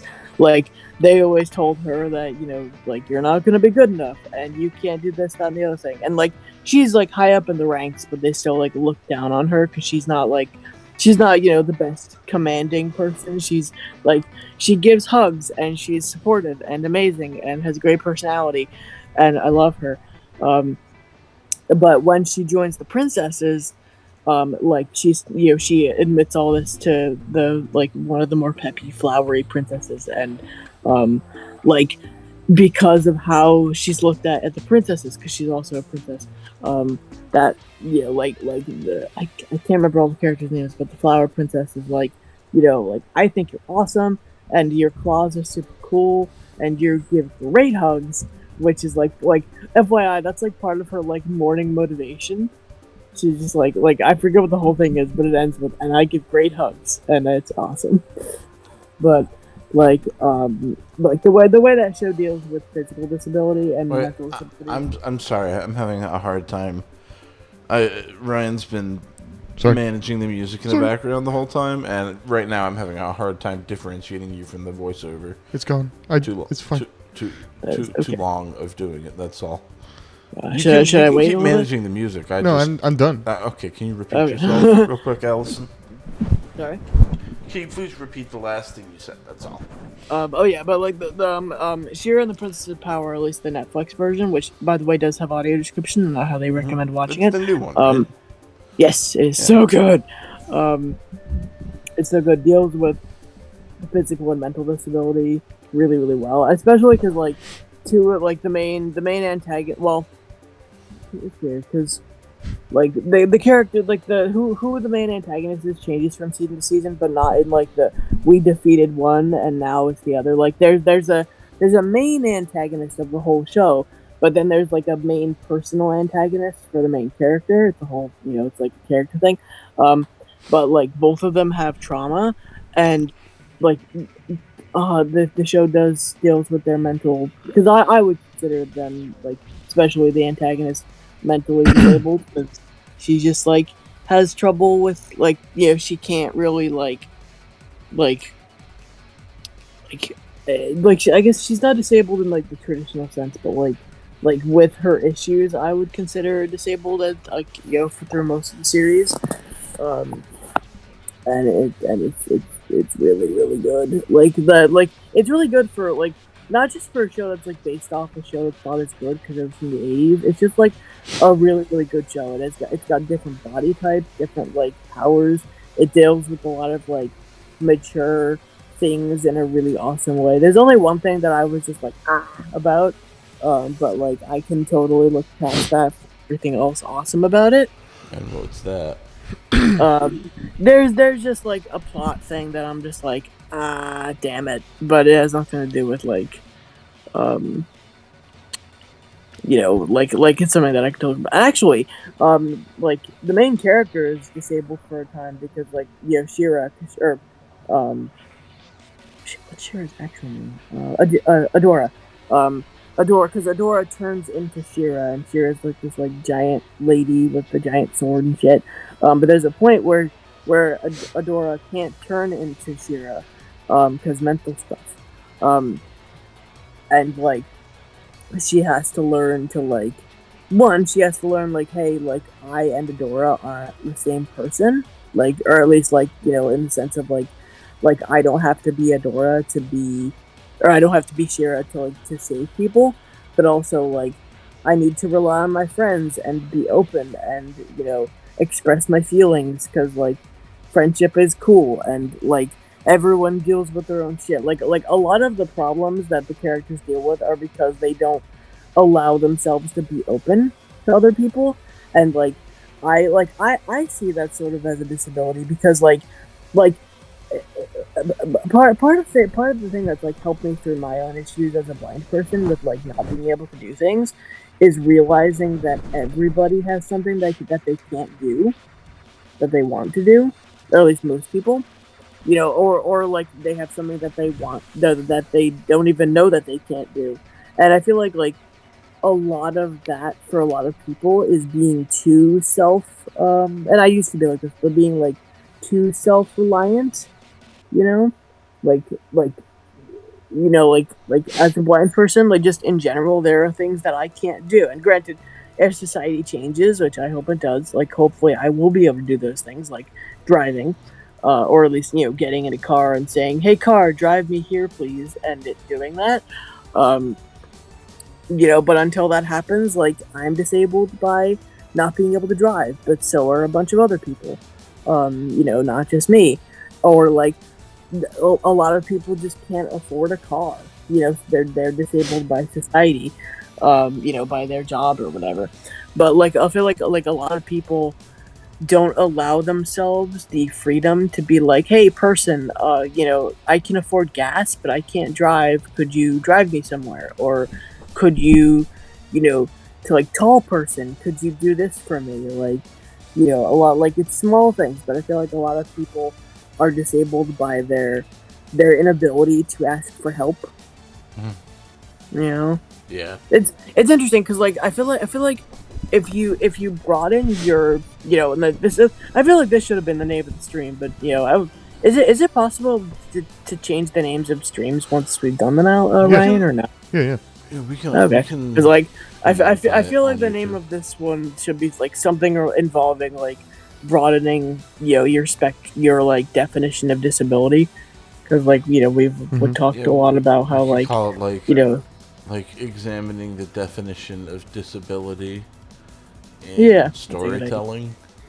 Yeah, in life and storytelling, and like I said before, like I feel like a lot of people, if they were able to be like, oh hey, Mirabelle is disabled in her family and things like that, and like able to look at things more that way, they'd be more, they'd be smarter people because they can do that, but also like I feel like it would make them more empathetic and maybe make them able to learn lessons from things that they wouldn't have otherwise been able to pick up on. Like a lot of people look at movies and they're just like, oh, they're just entertainment. I look at movies and go, what can I learn from you? Like both as a human and as like a storyteller. And that's probably why I love cinema therapy so much, is like I've learned so much about how to make my life better just for me, because it's like, hey, you might have these problems too, and like they don't always have the answers for how to solve it, because obviously you need therapy, but like they at least give me a word for it, like the identified patient. I didn't know what that was, and now Ryan and I both do, so yay, thank you, cinema therapy. Because we can both be the identified patient in our family. So that was the whole thing. That's like the person that if we fix so and so, then all of our family issues will be solved. That's that person. Meg. And I'm like, yeah. This is fun. I love these podcasts. I guess I can't say podcasts, but streams, whatever. Podcast streams. I don't know. They make me even more tired than Thursday streams. Yeah. It's very, very draining to engage like this for hours at a time. Isn't it fun though? And you had a lot of really good inputs today. Like this is fun. I'm enjoying this. Yeah. No, I'm looking forward to next week's. Yeah, we do. Like, I think we need to like bring up more topics though, because I think we're running out of like I feel like having a topic is kind of like a bad idea for a stream, because we kind of good way to going off start. anyway. Yeah, no, I loved having How to Train Your Dragon as like a central touchstone for this stream, as like a jumping off point and something to refer back to. Shad, I'm so sorry if you came here hoping for video games. If you came here hoping for what we did, I hope you enjoyed it. Yeah, or you just enjoyed what we did. Most would assume he read the title. Yeah. And we do video games on Thursdays. I'm gonna be there now, so if you come for that, I'll be there, which will be a lot of fun. I'll be shitting on Andrew as I do. That'll be fun. I love him. I do it for love. Ryan and I will be doing Battle Agency, whenever. Yeah. When the scenario is perfect. But and actually, like if you have any questions of disability, or you have any hey, how do you feel about this disabled character or this thing with disability? Like, feel free to say in the chat because like we're hoping for to eventually have convo in the chat because it's fun. Yeah. So, but I think that's a good place to like end it off for today because it's a little past 9:30. Probably is. Oh. No, that doesn't work in OBS. You can't just click things. So don't worry. You went for the stop streaming button so immediately. I was like, what?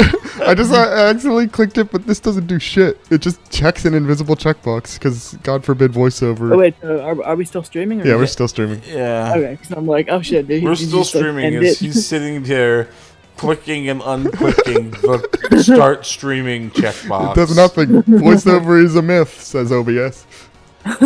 But yeah, I think that's a good place to stop for today. But we had like a lot of fun today, and this was a really fun stream. This was good. And I'm really enjoying this, and it's cool because like it helps me get a lot of my thoughts out, and like helps us talk more, and hopefully people in the future or will see these streams and learn things, or I don't know. Yeah, this was a good stream, and I am genuinely weighing the pros and cons of inflating the air mattress over there, so I don't have to walk up 2 flights of steps to find my bed. I mean, I can tell you, it is a very comfortable air mattress. I quite like that thing. I'm glad it was not a cheap air mattress. Yes, it is actually the most comfortable air mattress I've slept on. I really quite like it. Well, that's good. Thanks for coming. Do it. I'm gonna click this button for real. He's Bye, gonna guys.